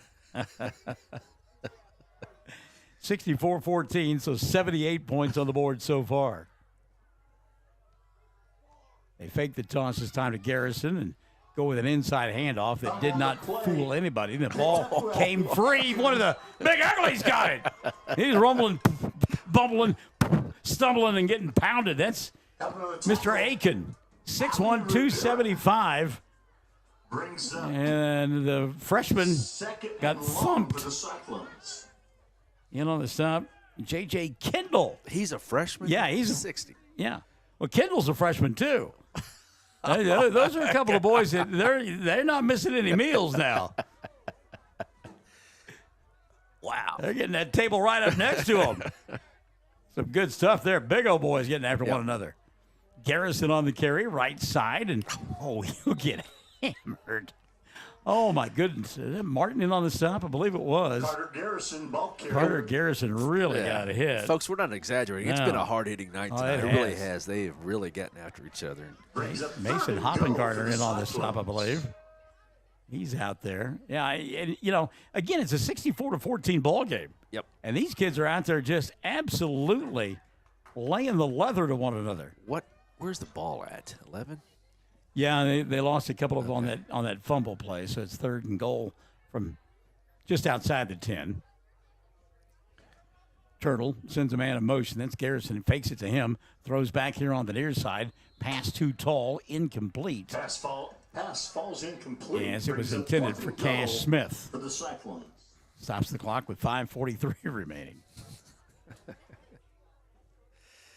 Look at that young person. That's got a very cool sweatshirt, Prince and the Revolution. Look at that. That's sweet. I like Yeah. that. Man, he is so missed. I tell you what, talent. He was unbelievable. A lot of talent. A little weird, a lot of talent. I mean, a lot weird, but he was very talented. It's unbelievable the talent Yeah, that he had. yeah. Amazing. All right, so here we go. 4th and goal now. Anderson from the deep shotgun slings one into the end zone. It's up for grabs and going to be picked off by Mangum. And the pass is intercepted in the end Checking zone. down there who came up with the loose football. By number 80. And that was Jackson Reisner on the interception. Jackson. So Reisner normally there you go. Reisner, you did a good job of teaching him. Reisner, normally a wide receiver, played DB there, turned into the wide receiver, and picked the football off in the end zone. By the way, Sherry Shepherd Kendall, JJ is her grandson. She can call him my Bubba. I'm going to call him Sir as big as he is. 5:32 left of the ball game, 64-14. Anthony Allen back at quarterback now for Mangum. Got a touchdown run on the night. He'll hand it to Will, me, and Bobby McGee, and Will will get slung down, lose a couple of yards on the play. Will had the opportunity. He's an accomplished wrestler, and he had the opportunity over the weekend to go to a prestigious tournament in Ohio. Remember, there is a benefit lunch this Sunday. Okay, that's cool. Walker Hall from 5:05 left of the ball game. Loaded baked potato salad, drink, and dessert, and all benefit So, Janet Spence. my favorite Prince song, I think, probably is "Let's Go Crazy." Yeah, that's a lot. That's a lot of people's favorite song. Club remix version as well. Look at Anthony Allen, little club remix, and he'll take it across the 30 out to the 33-yard line. It's a flag. And that I'm afraid it's going to come back. Anthony Allen. That holding going to be called on Mangum. That gasp that you heard from Chad. Holding called against the Turtle Tigers. Anderson was like a heat-seeking missile with Anthony Allen. Yeah. It was going to be a sandwich, but And Allen stepped through it, and Turtle ran into his own guy, Aiden Gonzalez. I'm impressed, though, with Anthony. He's no bigger than a minute, but he has got some wheels, and he runs hard. Yeah. I like that. Gets behind those pads. I'm a little red Corvette guy. Okay. All right. Like I say, I've got the extended remix version on the iTunes. So if you pull up next to me at the stoplight and that's going, just let me be. There you go. 4:25 left of the ball game. High snap. Allen got to go back and get it, and he'll get chased. Does a little tightrope. Are you kidding me? Along the goal line to avoid the safety, and then the collision at the 5-yard line. Yikes! Morales. Oh my goodness! Zaylen Morales and Anthony Allen. Oh, Anthony Allen just lowered his head, and brings up 3rd and long. the defender just caught him right and just popped him back. well, and the thing about Allen is that he's got that low center of gravity. Yeah. Unbelievable. So 3rd down and forever for Mangum. And a little stutter step at the line of scrimmage for Cray Manny. Manny will pick up some positive yardage, and it'll bring up a 4th down and long, 3:30 and running. By the way, Sherry Kendall tells us that J-Day does weightlifting as well. She says his deadlift is crazy.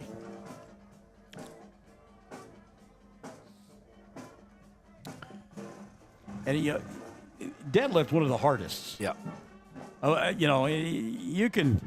You got short arms, you can bench press quite a bit, or, I mean, deadlift, you just got to go down there and get it. Jason Allen says, that's our boy. So Mangum punting the football away. Ashton Pride, rugby kick, hits at the 35 and will roll dead at the 37. It'll be 1st and 10 from there. They'll run the clock, 2:45 remaining. So the over-under may stay at 68. They are, sure enough.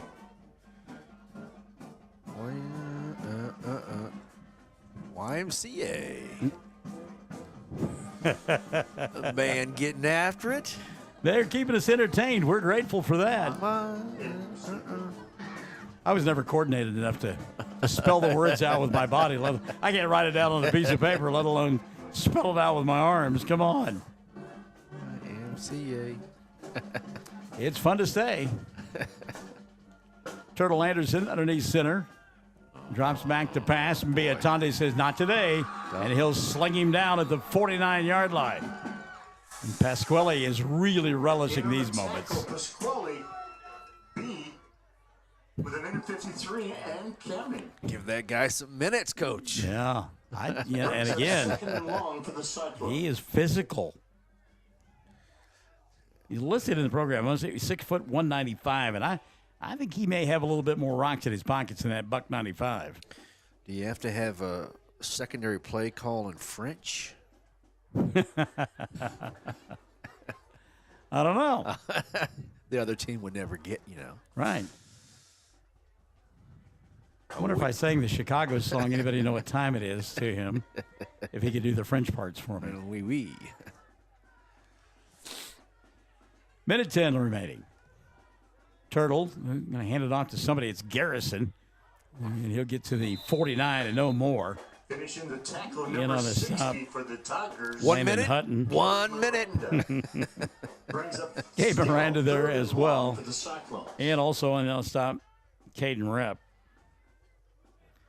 Get as many of those kiddos in there that we can that normally don't get a chance to talk about them. Don't see a lot of playing time.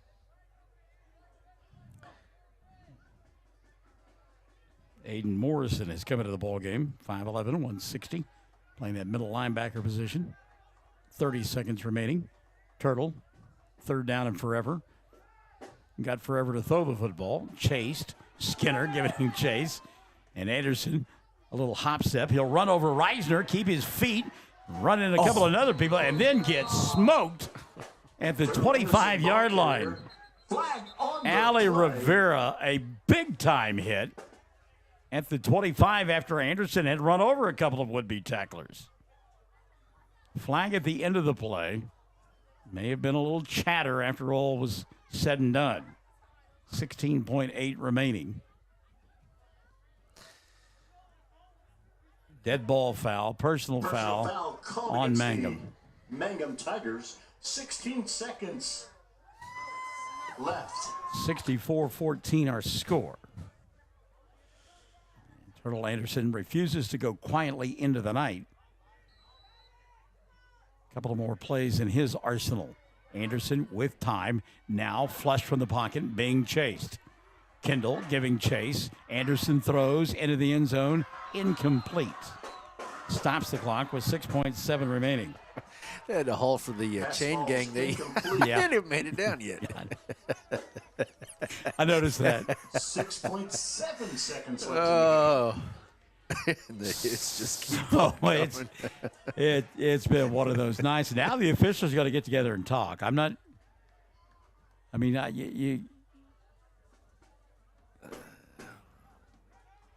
agree to a running clock, but still. Well, I wonder what they're discussing here. No flag on Now the they're going to play. pick up a flag, so I had missed that there was a flag. So this more than likely will be the final play of the game. 6.7 remaining. Anderson fires across the middle. Pass is caught and into the end zone for the score. Antonio Balderas with no time on the clock.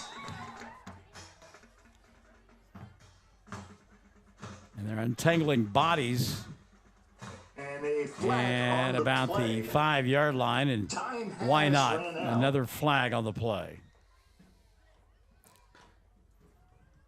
No time on the clock. And the fans are headed for the exit.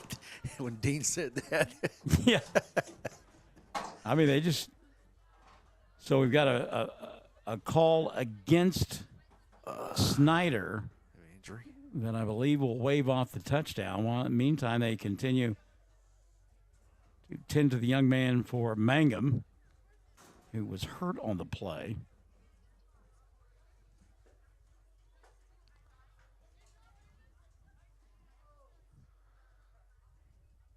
Looks like the EMS guys are out there. They did go out there indeed. Lori Lyle Bagley, it has been a long night for Snyder, and they did play hard until the end. And again, just numbers, big thing for them. By the way, we're glad to report that the Mangum player to their feet, get some assistance to get off the field. There was a collision along the line of scrimmage. And again, kind of fitting that we believe the game will end on that play. That touchdown will be waved off because of the penalty. It was a personal foul. Blindside block on the Snyder Cyclones. And it's on the player that has made their way to the sidelines. And again, that's okay. No touchdown. So what's going on here? Well, so can't end on a penalty? Apparently not. So we'll have an untimed down. Defense comes back on for one final play. And Jordan, we never were able to identify the player. No. Turtle Anderson, one final time. Going to try to break a couple of tackles, does, and then gets ridden out of bounds. The game will come to an end. The end of the game with your Snyder Cyclones 14. As Aiden Warner 64. with the tackle in the ball game. Jackson Reisner there as well. 64-14, your final score. We're back to wrap it up after this on Classic Hits 97.7. When you need auto repairs, save money and get it done right at Dwayne's Auto in Mangum. Dwayne's fixes flats, does brake jobs, turns rotors, alignments, that all-important air conditioning work, and general auto repair. If your car or truck isn't right, just head to Dwayne's Auto at 1205 North Lewis Tittle in Mangum. Call 782-5151. That's 782-5151. Mangum Tiger proud. Mangum Golden Age Apartments offer HUD-approved housing for anyone 62 or older or on Social Security disability. They have one bedroom and efficiencies which include all bills paid, including Wi-Fi. Mangum Golden Age Apartments are located at 100 East Lincoln, right on the downtown square in Mangum. Call Brenda at 580-782-2452 for more information. Well, Paula Lively, thank you. It's not always easy when the game doesn't have you on the edge of your seat to keep you with us, and we appreciate you staying with us throughout the ball game and all the others that did as well. Game that Mangum ends up winning by a final score of 64-14, and again, it looks like Mangum will go to Moreland next week to play a first-round playoff game against the Bearcats, and we know that Snyder will be on the road. They will travel to Fairview to battle the Yellow Jackets. And again, you look at Joe Garrison's club from Snyder, and they just don't have the numbers, plain and simple. Scrappy as all get out there. I mean, tell you what. Again, if you didn't know what the score was, Oh, you'd never know it was a blowout game, because I mean everybody was playing hard the entire way. And again, a tip of the cap to Sam Powers' club. I mean, they are on an absolute roll. They lost those two ball games in late September to Apache and Walters in back-to-back weeks, and they have not been headed since, winners of 5 in a row to finish the regular season at 7-3 overall and 5-2 inside the district. And just glad that everybody came out apparently unscathed. There was some big time hitting that took place throughout the course of the ball game. So we will be, and again, we believe it'll be at Moreland next Friday night, wherever it is. We will be there, but we believe our traveling microphones will be at Moreland. I had somebody ask me earlier where Moreland was located. It is 10 miles east of Woodward on Highway 412.